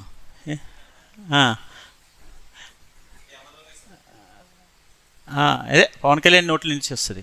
ఎంత మదం ఎంత మదం. ఇది బాగా గోవర్ధన లేదు సారీ మహేష్ బాబు అది అంటాడే లేదా ఇప్పటికీ తెలుగు నుడికారాల్లో నిలిచిన వాళ్ళు. గోవర్ధన వీడికి ఎంత మదం అంటాడు అక్కడ. ఆ పదం సంథింగ్ అదే సిచ్యువేషన్ కదా, రైట్. సో ఆ సిచ్యువేషన్లో అంటే మీరు తెలుగు పదాల్లో ఈ తులువ అనేది ఫిల్మ్స్లోకి వెళ్ళకపోవచ్చు కానీ బట్ ఫోక్లు జానపద పరిభాషలో నేటికి నిల్చున్నది. 13వ శతాబ్దంలో రాసినటువంటి రచన పదం పలుకుబడులు నేటికి నిల్చున్నాయి. అంతమంది మనం అనుకుంటున్నాం కదా సరిగ్గా చదువుకొని వాళ్ళు మాట్లాడే భాష అని.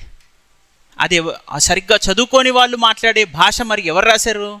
మహామంత్రి, కవిబ్రహ్మ, ఉభయ కవిమిత్రుడు, తిక్కనమాత్యుడు. అంటే వాళ్ళు అప్పటి తెలుగు ఇప్పటికీ కొనసాగిస్తుంటే వాళ్ళని చదువుకోని వాళ్ళు అనుకుంటున్నాం మనం. అంటే మనకు తెలుగు రాదు కాబట్టి. అసలైన తెలుగు మాట్లాడుతుంది వాళ్ళు. అరువు తెచ్చుకున్న తెలుగు మాట్లాడి ఇది తెలుగు అని మనం సృష్టించి వాళ్ళ మీద రుద్ది వాళ్ళు అది మాట్లాడట్లేదు కాబట్టి వాళ్ళు చదువుకొని వాళ్ళు అనాగరికులు అని మాట్లాడుతుంటాం మనకు తెలియకుండా. ఇప్పుడు ఇక్కడ చూస్తే ఆ తులువ కుచితుడు, ఇదిగో నీ పంపు నీ ఆజ్ఞ ఎట్లునను ఏ విధంగా చేయనను ఎవ్వరూ ఏమీ చేయలేరు. ఇదిగో మాధవ ఆ దుర్యోధనుడు కలుషాత్ముడని నీకు మదం చేత బాగా కన్ను మిన్ను కాననివాడు, కన్ను మిన్ను తెలియదు మదహాంధుడు అన్న పదం. ఇది కుచితుడు, నీ ఆదేశం ఏమాత్రం వినడు, అతని మాటకి ఎవరు అడ్డం చెప్పరు, అహంకారం గర్వం బాగా పట్టి ఉన్నాడు. ఇక ఎంత కోపం భీముల్లో న్యాచురల్గా కోపం ఉంటుంది. పైగా ఎవరి మీద ఎక్కువ కోపం ఉంటుంది? దుర్యోధనుడి పైన. దుర్యోధనుడి పైన ఎక్కువ కోపం ఉంటుంది ఎవరికి? భీముడికే. ఫస్ట్ నుంచి దుర్యోధనుడికి విపరీతమైన ద్వేషం అసూయ పెరగడానికి కారణం ఎవరు? భీముడే. భీముడిని చూసే దుర్యోధనుడు ఈర్ష్యద్వేషాలకు లోనవుతుంటాడు. సో ఆ విధంగా అహంకారం గర్వం కోపం పూర్తిగా అతడు ఏమైపోయినా తనకేమీ లే అని అందరూ మిన్నకుండం చేత నిన్నతడు కష్టపెడతాడు సుమా అని మళ్ళీ పాపం భీముడిలో ఒక కల్మషం లేని ప్రేమ ఉంటుంది. కల్మషం లేని ఏ కల్మషాలు ఉండవు, ముఖం మీదే మాట్లాడతాడు. కొట్టి తెచ్చే సీదా బాత్ భీముడు. అందు గురించి ఏంటి, కృష్ణుడిని ఒకవైపు అరుస్తున్నట్టు మాట్లాడుతున్నాడు కానీ ఇంకోవైపు నీకు కొంచెం కష్టపెడతాడేమో చూసుకో అన్నట్టుగా మాట్లాడడంలో అంతర్లీనంగా ఏముంది? కృష్ణుడి మీద ప్రేమ వాత్సల్యం ఉంది. ఓకే, ముక్కోపి భీముడు కానీ ఒక బాల్య హృదయం అంటే పసి హృదయం కలిగిన వాడు. పసి హృదయంతో అంటే అప్పటికప్పుడే కోపాన్ని ఆవేశాన్ని ప్రదర్శిస్తాడు, అప్పటికప్పుడే ప్రేమని కనబరుస్తుంటాడు. భీముడిలో ఒక రసాభ్యుచిత బంధం సృష్టించాలంటే చాలా కష్టం. ఔచిత్యవంతంగా రసాన్ని పోషించాడు, ఎందుకంటే ఆ కోపంలోనే ప్రేమ చూపిస్తాడు. ఇప్పుడు ఎవరైనా దెబ్బ తగిలిందనుకో, అయ్యయ్యో తగిలిందా అంటారు, చూసుకోవా నీ అమ్మ అని గట్టి వెళ్ళావనుకో అని ఏమని అర్థం? ఆడు తిడుతున్నాడు, బూతులు తిడుతున్నాడు ఒకవైపు, కానీ మళ్ళీ విపరీతమైన ప్రేమ, తట్టుకోలేని ప్రేమ. అది భీముడి లక్షణం. అందులో ఆ రసాభ్యుచిత బంధాన్ని దానికి తగ్గట్టుగా రచించగలగాలి, ఆ శక్తి ఉండాలి.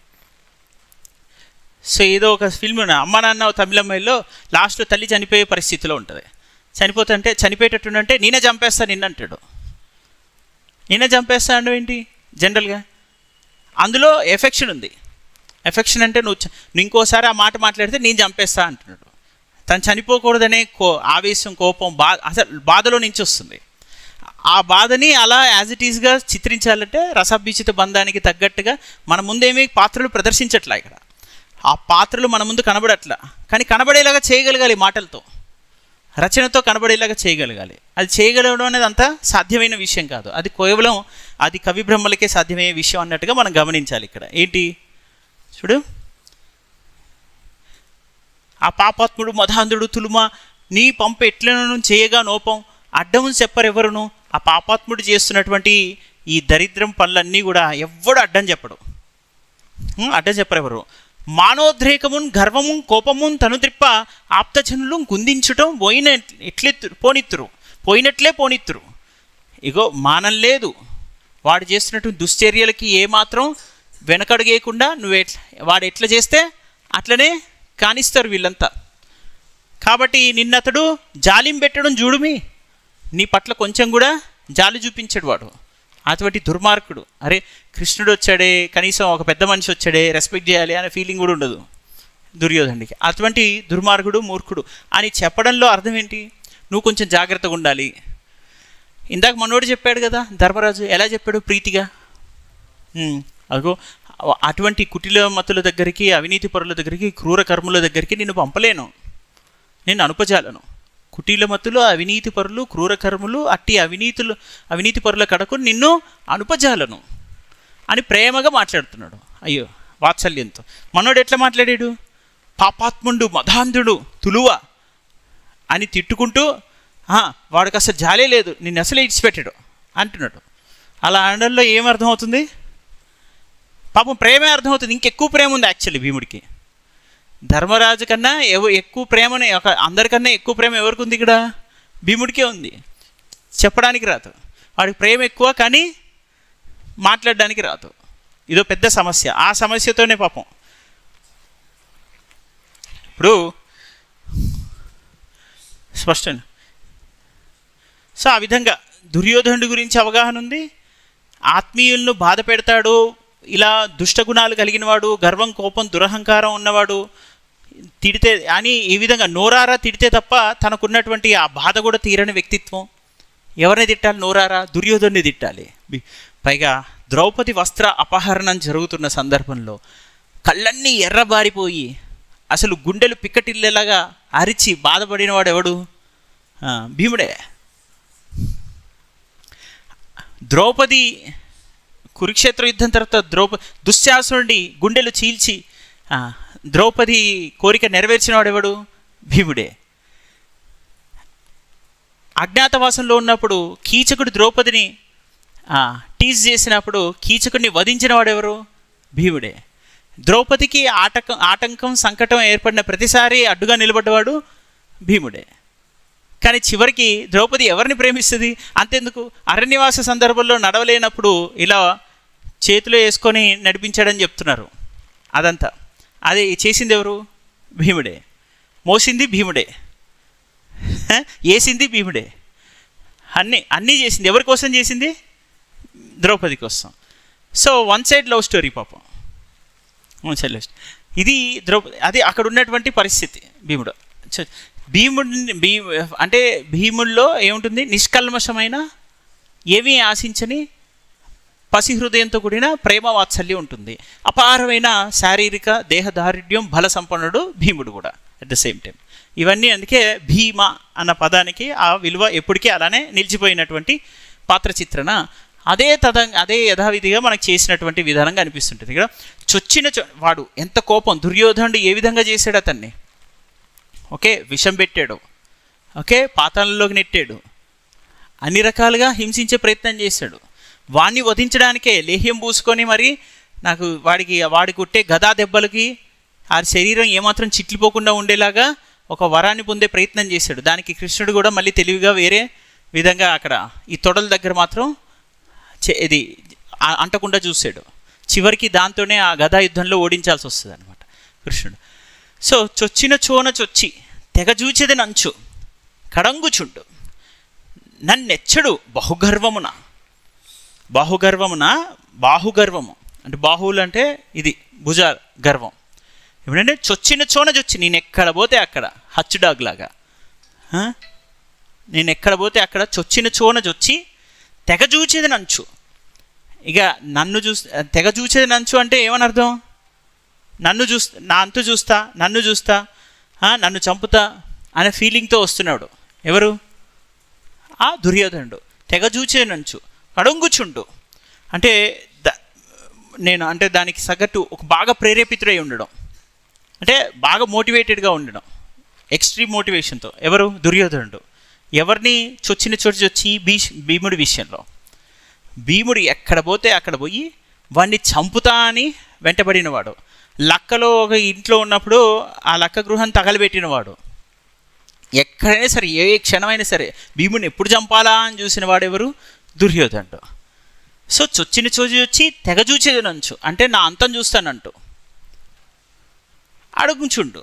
ఎక్కడ పోతే అక్కడికి వచ్చేవాడు. నన్ను అసలు ఏమాత్రం మెచ్చుకోడు. బాహుగర్వం వాడికి ఉన్నటువంటి బలుపు అలాంటిది. వాడు అసలు ఎప్పుడు కూడా నన్ను అస్సలు గమనించడు, మెచ్చుకోడు, ఇష్టపడడు. వాడికి ఉన్నటువంటి గర్వం, బాహుగర్వం అలాంటిది. నెక్స్ట్ సుయోధనుడు, నీచుడైనటువంటి సుయోధనుడు. అట్టి వానితో పొచ్చెము లేక కూడి మన పోవగరాదు. నాకు వివ్వచ్చుడు రాచవారు గురువంశము చేటున కోపకుండుటను. పూర్తి తేట తెలుగు పదాలతో రాస్తున్న విధానం చూడండి. చొచ్చి తెలుగు పదం, తెగజూచినంచు తెలుగు పదం, తెలుగు పలుకుబడులు నిండిపోయినటువంటి పద్యం ఇది పూర్తిగా. కడంగుచుండు, నన్నెచ్చడు అన్న తర్వాత ఇది మాత్రమే మళ్ళీ సంస్కృతం వస్తుంది, బాహుగర్వం. తర్వాత సుయోధనుడు, ఇది ఎలాగో పేరు. అట్టి వానితో పొచ్చెము లేక కూడి, మళ్ళీ అట్టి వానితో మనం ఏమాత్రం ఫ్రెండ్షిప్ కుదుర్చుకోవడానికి సాధ్యమవుతుందా? సాధ్యం కాదు. పైగా వాడు చేసేటువంటి వాడితో సంధి, కూడి అంటే ఏంటి? సంధి కార్యం. కూడి మనబోవక రాదు, నాకు వివచ్చుడు. ఇగో అటువంటి వాడు ప్రభు అయినటువంటి రాచవారు గురువంశము చేటున కోపకుండుటను. చేటున నాకు పొచ్చము లేక ఇంకా ఏం గతి లేక అసలు వీడితోటి చిచ్చిచ్చి ఇంకా అసలు ఏం పరిస్థితి. చూడు, నువ్వు ప్రవేశించోట అతడు తుచ్చుడు ప్రభువైన ధర్మరాజు కురువంశ వినాశనానికి సమ్మతించకుండా వల్ల దుర్యోధనుడితో ఎప్పటికీ మనం కలిసిమెలిసి జీవించడం నాకు తప్పేటట్లు లేదు. అంటే ఎవరి వల్ల ఈ కష్టం వచ్చి పడిందని మొత్తుకుంటున్నాడు. బొచ్చెం లేక కూడి మనబోరాదు, నాకు వివచ్చు రాచవారు అంటున్నాడు. రాచవారు అంటే ఎవరిగా? ఆ మహానుభావుడు ఉన్నాడుగా రాజు, ఆడు చెప్పినట్టు వినాల్సి వస్తుందని వ్యంగ్యంగా అంటున్నాడు. రాచవారంటే మీరు మనం మాటల్లో మధ్యలో కూడా ఆ రాజుగారు వచ్చారు, ఆ రాజావారమ్మ, పెద్ద మహారాజావారు వీళ్ళు అంటుంటారు కదా, అట్లా ఆ పద్ధతి. రాచవారంటే ఎవరిక్కడ? వీళ్ళన్న ధర్మరాజు. నా గతి లేక నేనేం చేయాల్సి వస్తుంది? మా అన్న చెప్పినట్టు వినాల్సి వస్తుంది. లేకపోతే ఈ పాటికే వాడిని చంపిపడేసేవాడిని అనే ఫీలింగు.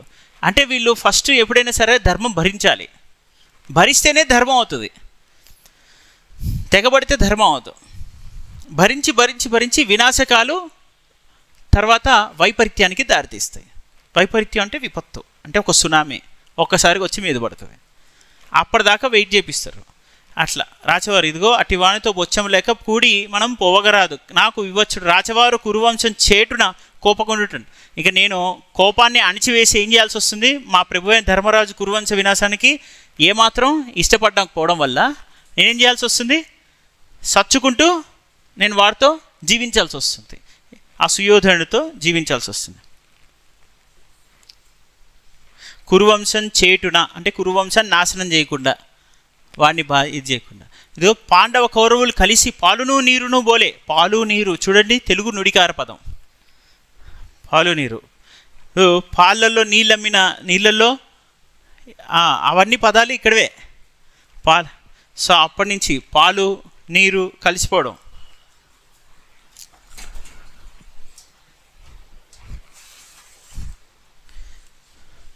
పాండవులు కౌరవులు కలిసి పాలు నీరుని బోలే నెమ్మినై ఉండగా దుష్టచేష్టలు సుయోధనుడు ఇంతలు చేసే. ఇప్పుడు మనం అనుకుంటున్నాం కదా, ఉత్తరాంధ్ర మాండలికంలో చేసే అనే పదం ఏం చేసే, చేసే పోసే. మనం ఇప్పటికీ కూడా చూసి వచ్చినా, ఇప్పుడే చూసినావు మావా అంటారు కదా, మనం కొన్ని డైలాగ్స్ వింటుంటాం. చూసినవా ఇప్పుడు ఈ పదాలు ఎక్కడ వింటుంటారు? ఆ రాయలసీమలో కూడా అంటుంటారు. చూసినావు ఏమిరా చూసినవా అని అంటే, చూసినవా అది వేరు కొంచెం. ఇటువైపు చేసి పోసి చూసి చూసేది చూసేకి అని అంటున్నారు కదా ఆ పదం. ఆ రాయలసీమ చిత్తూరు మాండలికంలో కూడా అగిరాజు. ఆ విధంగా ఈ పదాలన్నీ ఎక్కడివి? నెల్లూరులో ఉన్న మనోహసిద్ధి ఆస్థానాలు తిక్కనవే. ఆ పదాలు ఎవరు తెచ్చిపెట్టుకున్నాం? సమస్త ఆంధ్ర సమాజం తెచ్చిపెట్టుకుంది. ఆంధ్ర సమాజం అంటే ప్రాంతం కాదు, భాషాపరంగా భావించాలి దాన్ని. భాషాపరంగా వచ్చినటువంటి ఈ పదజాలం అంతా కూడా ఎవరు సృష్టించింది? నేటి మాండలికల్లో నిలిచింది 13వ శతాబ్దంలో ఉన్నటువంటి తిక్కనామాత్యులు, 12వ శతాబ్దానికి చెందిన శివకవులు. 12-13వ శతాబ్దంలోని తెలుగు భాష ఇప్పటికీ మాట్లాడుతుంటే దాన్ని మనం ఏమని భావిస్తున్నాం? శిష్టేతరులు, అవిద్యావంతులు, అనాగరికులు మాట్లాడే భాష కాబట్టి అది మాట్లాడకూడదు. మనం ఏ భాష మాట్లాడాలి? ఇంగ్లీష్ మాట్లాడాలి, రైట్? ఆంగ్ల భాష. పాండవ కౌరవులు కలిసి పాలును నీరును బోలే నెమ్మినై ఉండగా దుష్టచేష్టలు సుయోధిని ఇంతల చేసే అతడొక్కండ కులక్షయంబునకు కారణము అందరిది తప్ప దైన నీ వండననేలా ఆ బిరుదు నోపిన అంతయు తీర్పు నేర్పునన్. గో పాండవులు కౌరవులు ఎట్లుండేవాళ్ళు? మంచిగా పాలు నీరులాగా నెమ్మితో ప్రేమతో ఉండేవాళ్ళు, కలిసిమెలిసి. నీరు కలిసిమెలిసి ప్రేమతో ఉండేవాళ్ళు. ఆ దుండగా వాడికి ఏమాత్రం ఇష్టం లేక వాడు మొత్తం దాన్ని ఖరాబ్ చేశాడు, చెరి చేశాడు. అతడే ఈ కురువంశ వినాశనానికి కారణమయ్యాడు. అయినప్పటికీ నువ్వు నేర్పుతో ఇంకేం చేయాలి? చక్కబెట్టే ప్రయత్నం చెయ్యి. నీ శక్తి మేరకు నువ్వు దాన్ని ప్రయత్నం చెయ్యి, చక్కబెట్టే ప్రయత్నం చెయ్యి అంటున్నాడు. అయినప్పటికీ అంతయు తీర్పు నేర్పునన్, నేర్పుతో దాన్ని తీర్చే ప్రయత్నం చెయ్యి అంటున్నాడు. తీర్చడం అంటే ఏంటి? ఏదో రకంగా సంధి కుదిర్చే ప్రయత్నం చెయ్యి, తీర్పు నేర్పునన్. ఇది.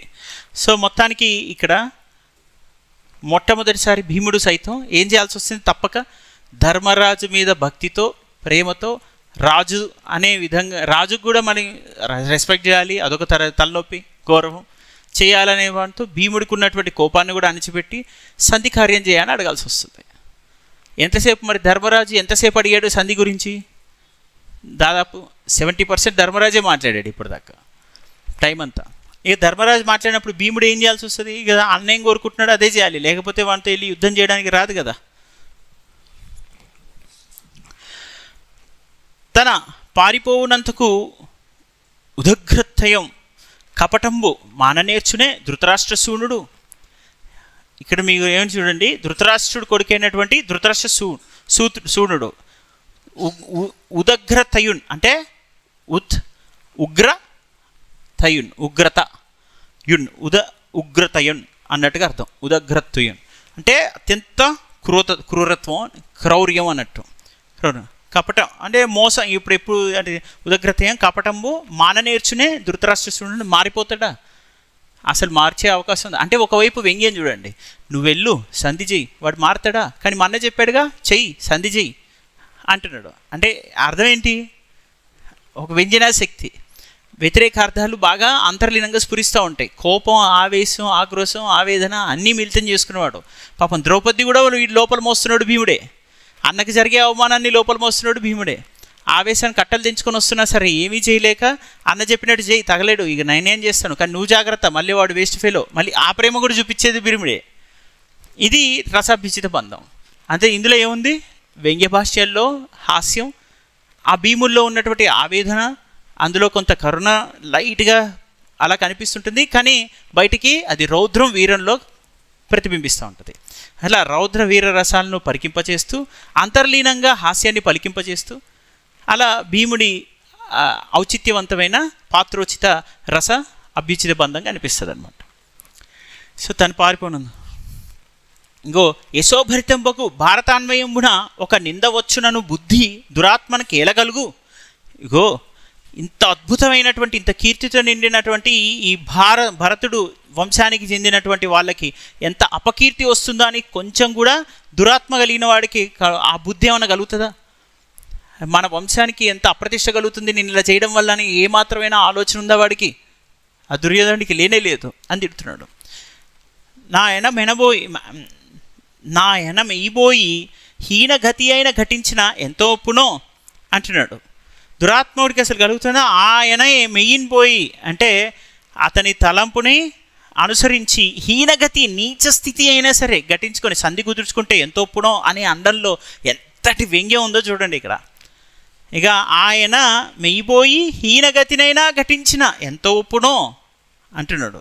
అంటే సుయోధనుడు ఎలాంటి తిట్టు తీరుతున్నాడో చూడండి. ఆ ఇక్కడ చూడండి, ఇది వ్యాఖ్యలో చూస్తే మీకు అర్థమవుతుంది.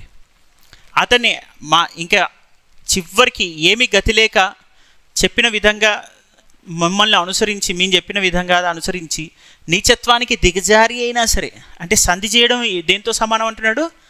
దిగజారడం. అది కూడా నీచత్వానికి దిగజారడం. దిగజారి అయినా సరే మనం సంధి కావించుకుంటే అది ఎంతో మేలుగా ఉంటుంది. ఇప్పుడు ఎవరైనా సరే నీచత్వంగా దిగజారడం మేలుగా ఉంటుందంటే అర్థం ఏంటి? విపరీతమైన వెటకారం, వ్యంగ్యం, అంతే కదా. ఓకే, ఇప్పుడు వెటకారం ఎలా ఉంటుంది?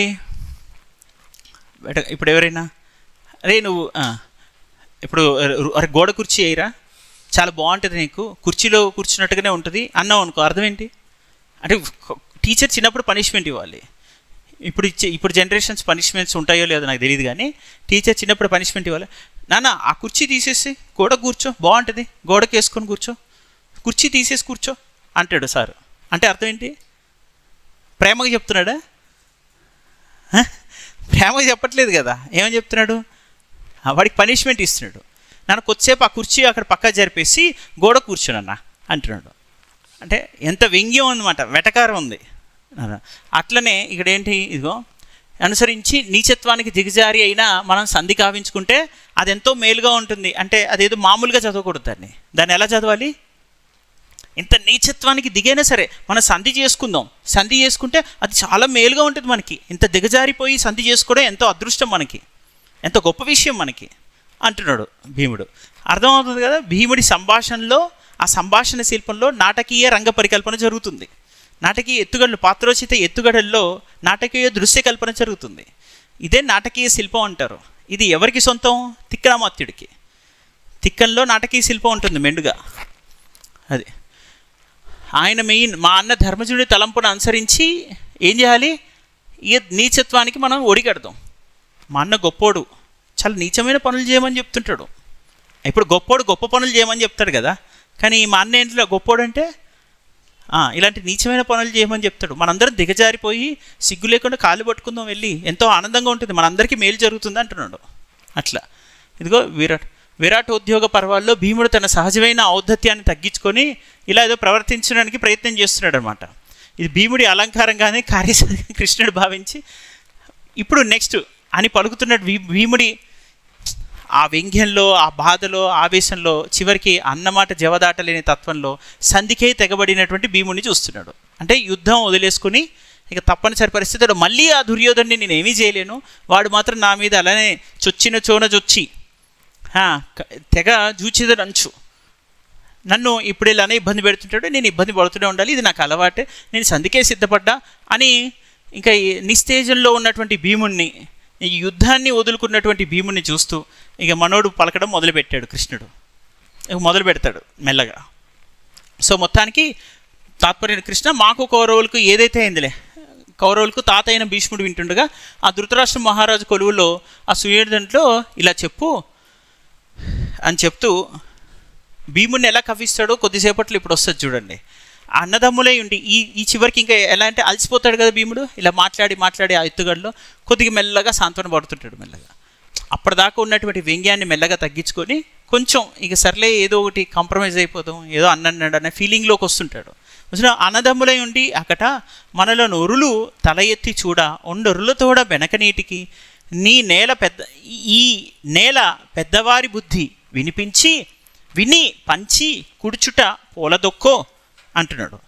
పోలదు ఒక్కో ఎంత మంచిది చూడండి తెలుగు పదం. పోలదు ఒక్కో అంటే కరెక్టే కదా, అది యుక్తం కదా, సరైనదే కదా, పోలదు ఒక్కో అని అంటున్నాడు. అయ్యో అన్నదమ్ములై ఉండి సోదరులను జన్మించి మనలను ఒరులు తల ఎత్తి చూడను, ఇతరులు మనల్ని తల ఎత్తి ఏలెత్తి చూపించడం. లోకులు కాకులు అంటే కావు అని మనం ఎప్పుడు మనం తుమ్మినా దగ్గినా అరే వీడికి ఏజ్ వచ్చేసిందట్రా, ఇది జిమ్మడిపోను, అరే కంగ్రాచులేషన్స్. నెక్స్ట్ అంటే కాకులు ఏంటి కావు అరే వీడికి మిస్ అయిపోయిందట్రా, కంగ్రాచులేషన్స్, అరే రే సరేరా పోన్లే ఏం కాదు అంటే లోకులు ఎలా ఉంటారు ఎప్పుడు? బేసిక్ మానవ సంద్రం మానవ మనస్తత్వంలో తెలియని ఒక ఈర్ష్య, అసూయ, ద్వేషాలు నిండిపోయినటువంటి మనుషుడు సమాజంలో సహజంగా. అది మహాభారతం నుంచి నడుస్తున్నటువంటి కథ ఇదంతా. అందుకే కదా ఈ సమస్య. ఈ అంతర్జాతీయ సంబంధాల్లో కూడా ఎప్పుడు మనల్ని చూసి అభివృద్ధి చెందుతుంటే అమెరికా ఒకటే గింజుకులాడుతూ ఉంటుంది. సో అట్లా. సో మొత్తానికి ఏంటి, ఇదిగో ఉండి సోదరులే జన్మించి కూడా మనలను ఓలెత్తి చూపడం ఎంతవరకు సమంజసం? పైగా ఒకరితో ఒకరు పెనగను కొట్లాడడం ఏంటి? మొత్తానికి పెద్దవారి మాట విని ఇదిగో ఇంకా ఆలోచించుకో, అన్నదమ్ములే ఉండి కూడా ఈ లోకులు తల ఎత్తి చూసి మనల్ని పరిహసిస్తూ ఉంటారు. ఒకరితో ఒకరు మనం కొట్లాడుకోవడం మంచిది కాదు. ఆ హస్తినాపురంలో సామ్రాజ్యాన్ని పెద్దల మాట ప్రకారం విని హాయిగా అనుభవించడం ఆ సామ్రాజ్యాన్ని ఎంతో మేలు కదా అని మాట్లాడే ప్రయత్నం చేస్తున్నాడు. అదే ఉక్తం కదా. అంటే భీముల్లో మెల్లగా నెమ్మదత్వం స్టార్ట్ అయిపోయింది. ఇక అతను కూడా సంధికి సిద్ధపడిపోయాడు. ఇక యుద్ధం అనేది వద్దులే, సంధే కావాలి, ఏదో ఒకటి కొంచెం హస్తినాపురంలో సామ్రాజ్యం ఇచ్చేస్తే అందరం కలిసి హ్యాపీగా బతికేద్దాం కదా అని ఫీలింగ్లో ఉన్నాడు. అన్నదమ్ములు ఉండి అకట మనల్ని ఒరులు తల ఎత్తి చూడని ఒండరులో తోడ వెనక నీటికి ఈ నేల పెద్దవారి బుద్ధి విని పంచి, ఈ నేలనంట పెద్దవారి బుద్ధి విని వారు చెప్పినట్టుగా విని పంచుకొని, ఏ నేలను పంచుకొని? హస్తినాపురాన్ని పంచుకొని ఇక్కడే జీవించడం మంచిది కాదా? పోలదొక్కో పోలా సరిపోలా అంటారు కదా, అది కరెక్ట్ కాదా అన్నట్టు. అలా అని ఏ విధమైనను వనజోదర సంధి చేయవలయుందగా ఏమును వారును కలయుట భూజనులకు ఎల్లనో హితంబు సౌఖ్యకరమును. ఏము అంటే మేము అని అర్థం. అప్పట్లో ఏను ఏముని అని పిలిచేవాళ్ళు. నేను మేము అన్నదాన్ని ఏమని పిలిచేవాళ్ళు? నకార అంటే ధృతం అంటారు. నకారం వచ్చి చేరలేదు, నకారం చేరని సమయం. సో ఏమును వారును కలిసి భూజనులకు హితం చేకూరుస్తాం. ఎందుకని భూజనులకు హితం చేకూర్చుంటే వాళ్ళని మంచిగా పాలిద్దాం, అనవసరంగా వాళ్ళని యుద్ధంలో దింపి వాళ్ళ వంశనాశనం చేసి మనం నాశనం ఎందుకు ఈ కథ అంతా అని మొత్తానికి భీముడు కూడా సిద్ధపడిపోయిన స్థితిని చూసి ఇక వెంటనే భీముడిని కవ్వించే ప్రయత్నం చేస్తున్నాడు ఈ చంపకమాల వృత్తంలో. ఎవరు? కృష్ణుడు. ఇక కృష్ణుడు మొదలుపెట్టాడు భీముడిని ఆడుకోవడం, కావాలని కవ్విస్తాడు, అంటే సమరం వైపు రెచ్చగొడతాడు. భీముడే అసలు కీలకం సమరంలో, వాడు చప్పబడితే ఎట్లా, వాడిలో ఆవేశం తగ్గకూడదు అనేది కృష్ణుడి ఆలోచన. భీముడిని ఎప్పటి నుంచో సన్నద్ధం చేస్తున్నాడు, యుద్ధం జరిగే అవకాశం ఉంటుంది, కరెక్ట్గా ఆ టైంలోపు భీముడిని సంసిద్ధపరచాలని ముందు నుంచి ఒక మాస్టర్ ప్లాన్తో ఉంది మాస్టర్ బ్రెయిన్ కృష్ణ. అది అంటున్నాడు ఏంటంటే, అనుటయు పిండ నవ్వు నవ్వి భీముడికి కోపం తెప్పించేది ఏది? పరిహసించే నవ్వు. ఆ పరిహాసం చేస్తూ ఆ నవ్వు అనుటయు భిన్న నవ్వు నగి. అండ్ తెలుగు నుడికారం చూడండి ఇక్కడ, భిన్న నవ్వు నగి, చిన్న నవ్వు నవ్వి అట్లా అదనే నవ్వుటాలం కనిడం పవనాత్మజ అని కూడా అంటాడు. నవ్వులాట తర్వాత ఆ వర్ణ వ్యత్యయం జరిగి నవ్వుటాల నీ కాస్త నవ్వులాట అయింది, నవ్వుటాల. సరే, ఇప్పుడు భిన్న నవ్వునకి అంబుజనాభుడు వల్కు ఎన్నడూ విననివి భీమపాలు కడు వింతలు వింటిమి. ఎన్నడూ విననివి భీమపాలు కడు వింతలు వింటిమి. ఇప్పటివరకు ఎప్పుడు వెళ్ళేదే, భీముడి నోటి నుంచి ఈరోజు కొత్తగా ఏదో ఉందో అని పరిహసిస్తూ, అంటే అతన్ని కొంత భీముడిని పరిహసిస్తూ మాట్లాడితే ఎగతాళి చేసినట్టు. భీముని ఎగతాళి అసలు తట్టుకోలేడు, అది కావాలని భీముడిని రెచ్చగొడుతున్నాడు. అనుటయు భిన్న నవ్వునకి భీముడు గమనిస్తాడు, కాకపోతే రెచ్చగొడుతుంది. తర్వాత గమనించడం మర్చిపోతాడు కూడా. భిన్న నవ్వునకి అంబుజనాభుడు వల్కు ఎన్నడూ, ఇది ఒక ఎత్తుగడ, నాటకీయ ఎత్తుగడ, దాన్ని కూడా ఉదాహరణగా మనం ఎంచుకొని చదివే విధంగా ఉండాలి. నవ్వి భీమపాలు కడు వింతలు వింటిమి. మాటలు ఎట్లుంటాయి భీముడివి? మాటలు అగ్గి చల్లనగుటేంటి? అగ్గిలాగా ఉండాల్సినటువంటి మాటలు ఒకసారికి ఏమైంది? అగ్గి చల్లనగుట అంటే వాటితో పోల్చి చెప్తున్నాడు ఉపమాలంకారంతో. ఇగో ఉపమావస్తులు, అగ్గి చల్లనగుట భూధరము లాఘవముందుట. అగ్గి ఎప్పుడైనా చల్లబడుతుందా? భూధరము ఏముంటుందంట? లాఘవం పొందడం అంట. గొప్ప పర్వతం కూడా కుచించుకుపోవడం సాధ్యమవుతుందా? భూధరము భూమి మీద ఉన్నటువంటి ఒక పెద్ద పర్వతం, ఒకటి పర్వతం ఏమైంది? వికోశీకరణం చెంది ఏదో కుచించుకుపోయినట్టు ఉంటుంది కదా, ఏదో చిన్న కొండలాగా అయిపోయినట్టు. అట్లా భూధరను లాఘవం పొందట కాదే ఈ విధంబున ఇతడిప్పుడు మార్ధవం పొందట. ఇంకిట చెప్పనేటికిన్ అంటున్నాడు. పిన్న నవ్వు నగి అనుటన్ విని చిన్న నవ్వు నవ్వి కృష్ణుడు ఏం మొదలుపెట్టాడు? భీముడిని రెచ్చగొట్టే ప్రయత్నం చేస్తున్నాడు. ఇదిగో విన్న నవ్వు నగి అంబుజనాభుడు పలుకు ఎన్నడూ విననివి భీమపాలు. అంబుజనాభుడు ఏమని పలుకుతున్నాడు? వాళ్ళకి భీముడు ఎన్నడూ వినని పలు వింతలు మాట్లాడుతున్నాడు. ఈ మాటలు ఎలా ఉన్నాయంట? అగ్గి చల్లగా అయిపోయిందంట, పర్వతం కుంచుకుపోయిందంట. అలా ఉంది. అంటే పర్వతం లాంటి భీముడు, అగ్గిలాగా నిప్పులు చెలరేగే భీముడు ఈరోజు చల్లబడ్డాడు. ఇంత చల్లగైన ఇంద్ర భీమా అంటున్నాడు. ఎవరిని? భీముడిని కృష్ణుడు అంటున్నాడు అలా భీమాని. ఈ విధమున ఇతడు ఇప్పుడు మార్ధవం పొందడం, ఇలా కుచించుకుపోవడం, ఇంకా ఏమని చెప్పను, ఇక ఇట్లా జరిగిపోతే నేనేం మాట్లాడగలుగుతాను అని అన్నాడు. అనగానే ఇది కృష్ణుడు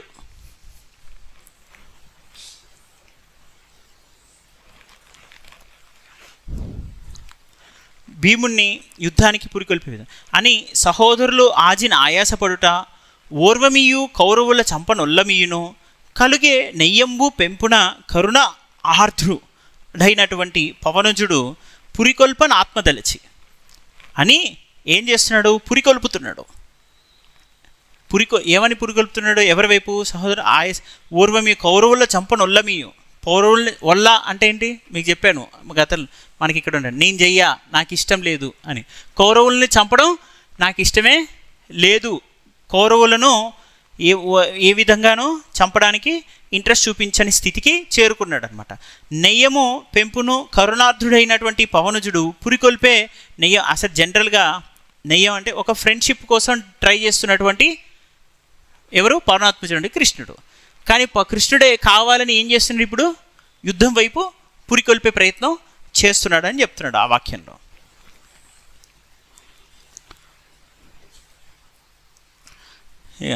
మనసులో సంకల్పించి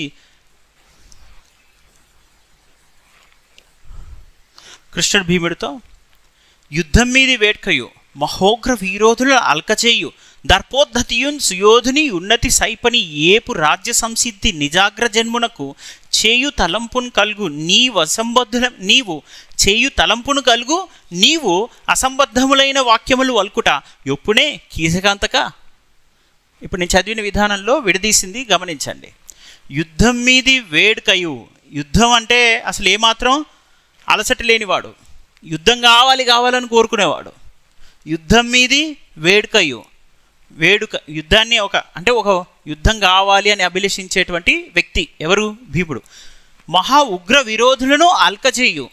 ఇప్పటికీ మన తెలంగాణ పదాల్లో మీరు గమనిస్తే తేలిక సార్ ఈ వస్తువు ఇట్లా, ఇప్పుడు ఒక పెద్ద బకెట్ లేపురా అంటే ఇట్లా లేపగానే పై చేతికి వచ్చింది అనుకో, అరే ఇది అల్కగా ఉంది అంటారు. ఇదిగో ఈ టేబుల్ తీసి అక్కడ పెట్టరా అంటే మస్తు బరువు ఉంటుందేమో అని ఇట్లా వస్తే ఇట్లా ముట్టుకోగానే ఇట్లా అల్కగా లేస్తే అంటారు. అంటే తేలిగ్గా లేస్తే అల్కగా ఉంది. ఇది విన్నారా ఎప్పుడైనా పదం? మస్తు అల్కగా ఉంది. ఇది ఈ పదం ఎక్కడ కనిపిస్తుంది చూడండి. ఎవరిని అల్క చేయు? మహా ఉగ్ర విరోధులను అల్క చేస్తావు అంటే వాళ్ళని చాలా సింపుల్ చేసేస్తావు, తేలిక చేసేస్తావు, అంటే వాళ్ళని తగ్గించేస్తావు, వాళ్ళని పూర్తిగా అణచివేస్తావు. నీ స్థాయిలో అసలు వాళ్ళు నిలబడలేరు అనేటట్టుగా. యుద్ధం మీద వేడుకయు మహా ఉగ్ర, యుద్ధం మీద చాలా విపరీతమైన ప్రీతితో ఉగ్ర విరోధులను కూడా నువ్వు ఏ స్థాయికి తగ్గించగలవు? అసలు లేకుండా చేయగలవు, అల్క చేయగలవు. అల్క చేయు దర్ప ఉద్ధతి కలిగిన వాడివి, అటువంటి సుయోధుని ఉన్నతి సహింపని వాడివి. అంటే సుయోధుడు అంటే ఎవరు? దుర్యోధనుడు. అతని దుర్మార్గాలను ఏమాత్రం సహించని వాడివి. ఇప్పుడు రాజ్య సంసిద్ధి నిజాగ్ర జన్మునకు చేయు తలంపును కలుగు నీవు.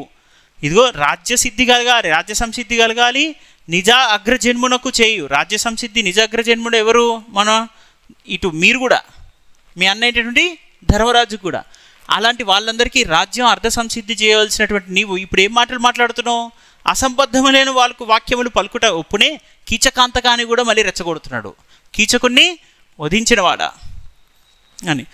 అంటే సమరంలో నువ్వు వెనకడిగేయని వాడివి, వాళ్ళందరినీ అల్కగా చేయగలిగిన వాడివి, రాజ్య సంసిద్ధిని నువ్వే చేయాలి యాక్చువల్గా చేకూర్చగలిగిన వాడివి. ఈరోజు నువ్వేం మాటలు మాట్లాడుతున్నావు?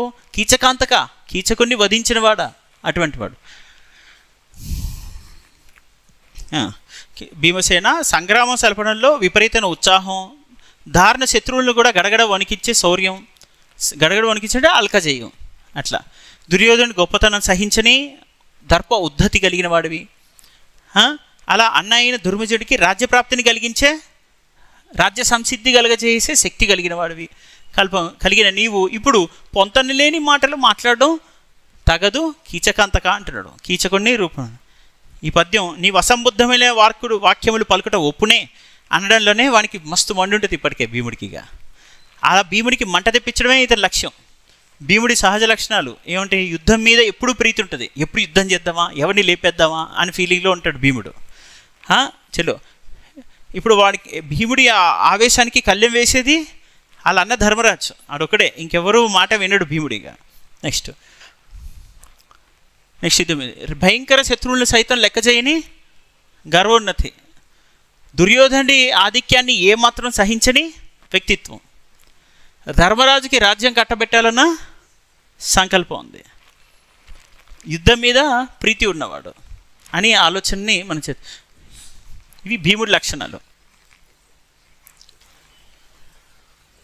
అని అంతే నిలవక అంతే ఆపకుండా ఇంకా మళ్ళీ రెచ్చగొట్టే ప్రయత్నం చేస్తున్నాడు. కృష్ణుడిలో ఉన్నటువంటి సమయోచిత ప్రజ్ఞ, ఎవరికి ఏది ట్రిగ్గరింగ్ పాయింట్ బాగా తెలిసినాడు, నీ ఉద్వేగ ప్రజ్ఞ కలిగిన వాడు కృష్ణుడు.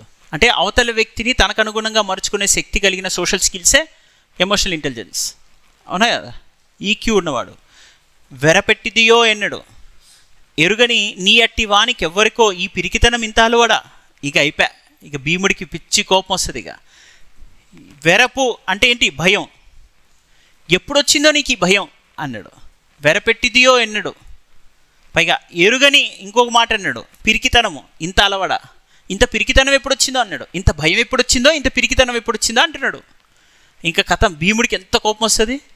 భీముడికి నచ్చని ఒకే ఒక పదం కాదు, చాలా పదాలు ఉంటాయి, అందులో దానికి సిమిలర్గా ఉన్న పదం భయం, పిరికితనం. అరే నీకు భయం రా, అటు పోకంటే నన్ను భయస్తుడు అంటావా అని అసలు ముందు వెనక ఏం ఆలోచించకుండా వెళ్ళిపోతాడు. భయం. వెరపెట్టిదియో ఎన్నడు ఎరుగని నీ అట్టి వానికి ఎవ్వరికో ఈ పిరికితనం ఇంత అలవడా అని అనగానే అనుచు సౌరి కలకల నవ్వెన్ అని వెంటనే సౌరి ఎవరు, భీముడిగా నవ్వడం మొదలుపెట్టాడు. ఓహో నన్ను రెచ్చగొట్టే ప్రయత్నం చేస్తున్నాను. ఇప్పుడు మొత్తానికి ఏం చేస్తాడు, భయం ఏంటో ఎప్పుడో తెలియని నీ వంటి ధీరుడికి ఈ పిరికితనం ఇంత అలవాటైంది ఏంటో అని హరి నవ్వుతున్నాడు. ఇప్పుడు భీముడు మొదలు పెడతాడు. ఇక చూడండి, బంటుతనంబు మాటలకు బారకు. భీముడు బంటుతనంబు అనే పదం చక్కటి తెలుగు నుడికారం. చూడండి, బంటుతనంబు మాటలు అంటే పర్టికులర్గా ఇదేమి దీనికి ఈ అర్థం వస్తుంది అనేటట్టు కాదు. నన్ను బంటుతనం అంటే ఏదో ఒక తెలుగు పలుకుబడి, అది సహజంగా ఏర్పడింది అది. ఓకే, ఒక ఇట్లాంటి చిచ్చోర పనులు చేయకంటారు. చిచ్చోర అనడానికి ఏమైనా అర్థం ఉంటుందా? చిచ్చోర మాటలు మాట్లాడకంటే. చిచ్చోర అంటే ఏం అర్థం ఉండదు అది. కానీ మనం అన్వయించుకుంటాం, సందర్భ శుద్ధితో అన్వయించుకుంటాం. అటువంటి బంటుతనంబు మాటలకు బారకు. ఇగో బంటుతనం అంటే పౌరుష వచనాలు పలకకు అన్నట్టుగా రాశాడు. కానీ ఇది పౌరుష వచనం అన్నట్టుగానే కాదు, ఇష్టం వచ్చినట్టు మాట్లాడకు అన్నట్టు. ఏది పడితే అది మాట్లాడుకో, నోటికొచ్చింది మాట్లాడుకో అని చెప్పే ఉద్దేశం అది భీముడికి. కానీ అవి తెలుగు పలుకుబడులతో కూడుకుంది, చక్కగా ఆనాటి కాలంలో నిలిచి ఉన్నవి. జానపద సాహిత్యానికి ఆలవాలమైనది ఇదే. బంటుతనంబు మాటలకు బారకు పాండ్రు నృపాలు పాలుగై కొంటయు చాలునన్న నృపకుంజరు పలుకులకు అడ్డమాట రాకుండా ఎరుంగవే అని అంటున్నాడు. పాండు నృపాలు, పాండురాజు, నృపాలు అంటే ఎవరు? పాండు నర పాలు, నలుని పాలించేవాడు. చేకానుప్రాస అలంకారాలు ఉంటాయి ఇందులో. ఇప్పుడు ఇందులో చేకానుప్రాస అలంకారం అంటే శబ్దాలంకారాలు మీకు తెలుసు. ఒక పదం పలుమార్లు ఆవృతం అయితే వృత్తి అనుప్రాసం. పదం కానీ ఏదైనా ఒక లెటర్ కూడా అక్షరం కానీ ఏదైనా, కానీ ఒక పదం పక్కపక్కనే వస్తుంది కానీ అర్థాలు వేరువేరుగా ఉంటాయి. అలా ఉంటే అది చేకానుప్రాసం. ఇప్పుడు ఇక్కడ ఏం అర్థం వస్తుంది చూడు, పాండు రూపాలు అంటే ప్రజల్ని పాలించే పాండురాజు, పాలు అంటే అతని రాజ్యభాగం, నీ పాలు నీకు ఇచ్చేసేయాలి అంటే అర్థం ఏంటి, నీ భాగం నీకు ఇచ్చేసేయాలి. అట్లా ఈ పాండు నృపాలు పాలు గైకొంటయ్య చాలునన్న నృపకుంజరు పలుకులకు. నృపకుంజరుడు ఎవరు? ధర్మరాజు. ఆ పాండురాజు తన తండ్రి రాజ్యభాగం మాకొస్తే చాలని నృపకుంజరుడు అంటే ధర్మరాజు పలికిన మాటలకు అడ్డు రాకూడదు అనే ఉద్దేశంతోనే మాట్లాడా. అలా అడ్డు రాకూడదు. అన్న మీద గౌరవంతో మాట్లాడిన దాన్ని చూసి నువ్వేం మాట్లాడుతున్నావు, నన్ను పిరికోడు అంటావా, భయస్తుడు అంటావా, ఏమనుకుంటున్నావు నా గురించి అని కోపం భీముడికి. భీముడు రెచ్చగొట్టాలని కావాలని రెచ్చగొట్టిన వైఖరి. కృష్ణుడిలో ఉన్నటువంటి ఆ లాలసత అంతే. ఇప్పుడు బంటుతనంబు మాటలు బారకు పాండు నృపాలు పాలు గైకుంటయ్య చాలునన్న నృపకంజరు పలుకులకు అడ్డమాడ రాకుంటే ఎరుంగవే. అది నీకు తెలియదా ఏంటి? నేను ధర్మరాజు, మా అన్నున్నాడు ధర్మరాజు, అతను నీకు ఇన్ని విషయాలు చెప్పాడు. ఇన్ని విషయాలు చెప్పిన తర్వాత నాకున్న ఆవేశం మొత్తాన్ని అంచుకొని నేను ఏం చెప్తున్నా, నేను అన్న చెప్పినట్టు నడుచుకుందాం అని మాట్లాడుతున్నాను. అది నీకు తెలీదా? నువ్వు కావాలని నన్ను పిచ్చి పిచ్చి మాట్లాడుతున్నావు అంటే బంటుతనం మాటలు పండు మారకు పాండు రూపాలు కైకుంటే చాలునన్న రూపకుంజరు పలుకులకు అడ్డమాట రాకుంటే ఎరుంగవే. ఎరుక తెలుగు పదం, నాకెరుకలే, నేను ఎరగా నాకెరుకలే అనే పదం. బంటుతనంబు తెలుగు నుడికారం. ఇంకా నా పాలు నాకి అంటే పాలు పితికి అని కాదు, నా భాగం నాకి అని. అట్లా ఇవన్నీ ఎక్కడివి? తెలుగు పదాలు ఇప్పటికీ నిల్చున్నాయి. ఇది రాయలసీమలో, తెలంగాణలో, కాస్త ఉత్తరాంధ్రలో నిలిచినటువంటి పూర్తి స్వచ్ఛమైన అచ్చమైన తెలుగు నుడికార పద ప్రయోగాలు. మనం వదిలేసి మానేసి చంపేసి బతికేస్తున్న పదాలు ఇవన్నీ. నెక్స్ట్, మును సుయోధను చందము చూపి అప్పుడు ఏమంటే ఉపేంద్ర, నువ్వు చూసి నన్ను రణాగ్రమున నిన్ను మూదలించేదను. అప్పుడు నువ్వు రణమే జరిగినప్పుడు నేనేం చేస్తా? సుయోధన్ తీరు చూస్తావు. అప్పుడు నువ్వు యుద్ధం జరిగినప్పుడు వాడిని ఎట్లా నేను వ్యవహరిస్తానో చూస్తావు. అప్పుడు తెలుస్తుంది నా సంగతి ఏంటి, ఏమనుకుంటున్నావు అని చెప్తున్నాడు ఉపేంద్ర మాధవ్. బంటుతను ఇగో జరగబోయే సంగ్రామంలో దుర్యోధనుడు పడే చందము, వాని చందం అంటే వాని చందం మస్తు. ఇప్పటికీ ఆ చందం, వాని మందం, వాని చందం, వాని అందం, ఇట్లా పదాలు మనం వాడుతుంటాం ఇప్పటికీ. ఆ చక్కదనం ఇట్లా ఈ విధంగా ఉపయోగిస్తుంటాం. సో మగసిరి మాటలు నా దగ్గర మాట్లాడకు, తండ్రి రాజ్యభాగం చాలని ధర్మరాజు పలికిన మాటలు నీకు గుర్తున్నాయి కదా, నృపకంజరు పలికిన మాటలు ఎరుకవే నీవు అన్నాడు కదా అది. సో జరగబోయే సంగ్రామంలో దుర్యోధను పడే పాటలు చూసి నువ్వేమవుతావు? ఆ దుర్యోధను చందము చూసి నువ్వు అప్పో ఎంత పెద్ద యుద్ధంలో వీరుడువో అని పొగడక మానవు. నువ్వు నన్ను ఈరోజు మాట్లాడుతున్న మాటలన్నీ గుర్తు తెచ్చుకుంటావు. అప్పుడే ఉపేంద్ర నన్ను ఆ రణాగ్రమున వాడిని మూదలిస్తున్నటువంటి అంటే వాడిని అణచివేస్తున్న దృశ్యాలు చూసి నువ్వు ఈరోజు మాట్లాడిన మాటలు గుర్తు తెచ్చుకుంటావు. చూసుకో, నన్ను ఇష్టం వచ్చినట్టు మాట్లాడు. నన్ను ఏమన్నావు నువ్వు? భయస్తుడన్నావు, వెరపు, ఇంత వెరపెట్టిదియో అంటున్నావు, పైగా ఇంత పిరికితనం ఎన్నడు అంటున్నావు. ఈ మాటలు నువ్వు గుర్తుపెట్టుకో. మాట్లాడిన ఈ బంటుతనం మాటలు. ఆ రోజు యుద్ధమే జరగాల్సిన పరిస్థితి వస్తే ఆ యుద్ధంలో నేనే ఆల్రెడీ ఇంకా యుద్ధంలోకి దిగిపోయాడు. మన మనసు వచ్చేసింది మనోడికి. యుద్ధం జరుగుతుంది కదా, ఆ రోజు యుద్ధం జరిగినప్పుడు అసలు ఇక్కడ సంధి కార్యంలో ఉన్నాడు. సడన్గా ఎటు వెళ్ళిపోయాడు భీముడు? యుద్ధం జరుగుతుంది కదా, ఆ రోజు యుద్ధక్షేత్రంలో సుయోధుణ్ణి మట్టి కరిపించినప్పుడు ఆ మాటల్ని గుర్తు చేస్తాను చూడు అంటున్నాడు వెంటనే. అలాగనే డైరెక్ట్గా ఇంకా యుద్ధానికి సిద్ధపడిపోయిన మనస్తత్వంలోకి వెళ్ళిపోయాడు భీముడు. అలా ఇప్పుడు ఒకటిలో ఎబిలిటీ ఉంటుంది అంటే సామర్థ్యం ఉంటుంది, కానీ ఎలా వాడుకోవాలో చెప్పే దిశానిర్దేశం ఉండదు. ఇప్పుడు స్కేలార్ అండ్ వెక్టర్ విన్నారా? సదిశ రాశి అదిశ రాశి చిన్నప్పుడు స్కేలార్ వెక్టర్ అని. ఇప్పుడు దిశ పరిమాణం ఈ రెండు ఉంటే ఏంటి? సదిశ రాశి వెక్టర్. అదిశ రాశి ఏంటి? పరిమాణం ఉంటుంది, దిశ ఉండదు. అంటే దాని దగ్గర ఎబిలిటీ ఉంటుంది కానీ డైరెక్షన్ ఉండదు. అంటే యాప్టిట్యూడ్ ఉంటుంది, యాటిట్యూడ్ ఉండదు. యాటిట్యూడ్ డైరెక్షన్ ఇస్తుంది, యాప్టిట్యూడ్ ఎబిలిటీని ఉంది. సో ఇప్పుడు ఇలాంటి స్కేలార్లను వెక్టార్గా మార్చేవాడెవడు? కృష్ణుడు. అది కృష్ణుడి తత్వం. ఓకే, నీ దగ్గర ఎంత స్కిల్ ఉన్నా దాన్ని ఎట్లా యూటిలైజ్ చేసుకోవాలో డైరెక్షన్ లేకపోతే అంటే అవేర్నెస్ లేకపోతే యూజ్ ఉండదు. That is what. ఇలాంటి వెక్టార్స్ అందరు ఎవరు? గురువులు. అలా ఇప్పుడు అర్జునుడికి నైపుణ్యం ఉంది, దాన్ని ఎలా ఉపయోగించుకోవాలో నేర్పించిన వాడు ద్రోణుడు ఉన్నాడు. సో అట్లా అంటే తనకున్న నైపుణ్యాన్ని ఏ దిశలో మలచాలో చెప్పినవాడు ద్రోణుడు. ఆ విధంగా ఒకరికిన్న శక్తిని మలిచే నైపుణ్యాన్ని, వైఖరిని పెంపొందించేవాళ్ళు ప్రతి ఒక్కరిలో. ఇప్పుడు సామర్థ్యం ఉంటుంది కానీ వైఖరిని విలువల ద్వారా, అనుభవం ద్వారా అందించాలి, యాటిట్యూడ్. సో అది ఈ రెండు ఇంపార్టెంట్. అందుకే మీకు ఎథిక్స్, ఇంటిగ్రిటీ, యాప్టిట్యూడ్ సిలబస్లో రెండు అంశాలు ఉంటాయి. ఏంటివి? యాటిట్యూడ్, స్ట్రక్చర్, ఫంక్షన్ ఇవన్నీ ఉంటాయి దానికి సంబంధించి. యాప్టిట్యూడ్లో ఎబిలిటీస్ అన్నీ ఉంటాయి. ఎబిలిటీస్లో నీకున్న ఎఫిషియన్సీ, ఎఫెక్టివ్నెస్, నీ ట్రైట్స్, పర్సనాలిటీ ట్రైట్స్ అంటే వ్యక్తిత్వ లక్షణాలు ఇవన్నీ కూడా కనబడతాయి యాప్టిట్యూడ్లో. బట్ ఆ లక్షణాలను ఎలా ఉపయోగించుకోవాలి అనేది చెప్పేది యాటిట్యూడ్. This is what. ఇప్పుడు ఇది అని భీముడిని రెచ్చగొట్టింది మనకు కనిపిస్తుంది. భీముడు ఎలాగో న్యాచురల్గా ఇటువైపు వచ్చేసాడు. నెక్స్ట్ మనం 58వ పద్యం దగ్గర ఉన్నాం. దాదాపు 130 పద్యాలు ఉన్నటువంటి పెద్ద టెక్స్ట్ ఇది. ఈ టెక్స్ట్ అంత సింపుల్గా అవుతుంది. ఇది ఒక్కటి అయిపోతే మనం ఈ ఒక్క టెక్స్ట్ అయిన టైంలో 2 టెక్స్టులు ఫినిష్ చేయొచ్చు. ఇదొకటి. బట్ దీనికి వెయిటేజ్ ఎంత ఉంటుంది? సుమారు 40 నుంచి 50 మార్కులు. ఈ సంవత్సరం 50 మార్కుల వెయిటేజ్ ఉంది. ఏ రకంగా? పేపర్ 1 పార్ట్ బిలో అడిగిన ప్రశ్న, పేపర్ 2లో పార్ట్ ఏలో అడిగిన ప్రశ్నలు, వ్యాఖ్యానంలో మెయిన్ క్వశ్చన్ ఆన్సర్స్లో. Right, will discuss tomorrow 58 onwards.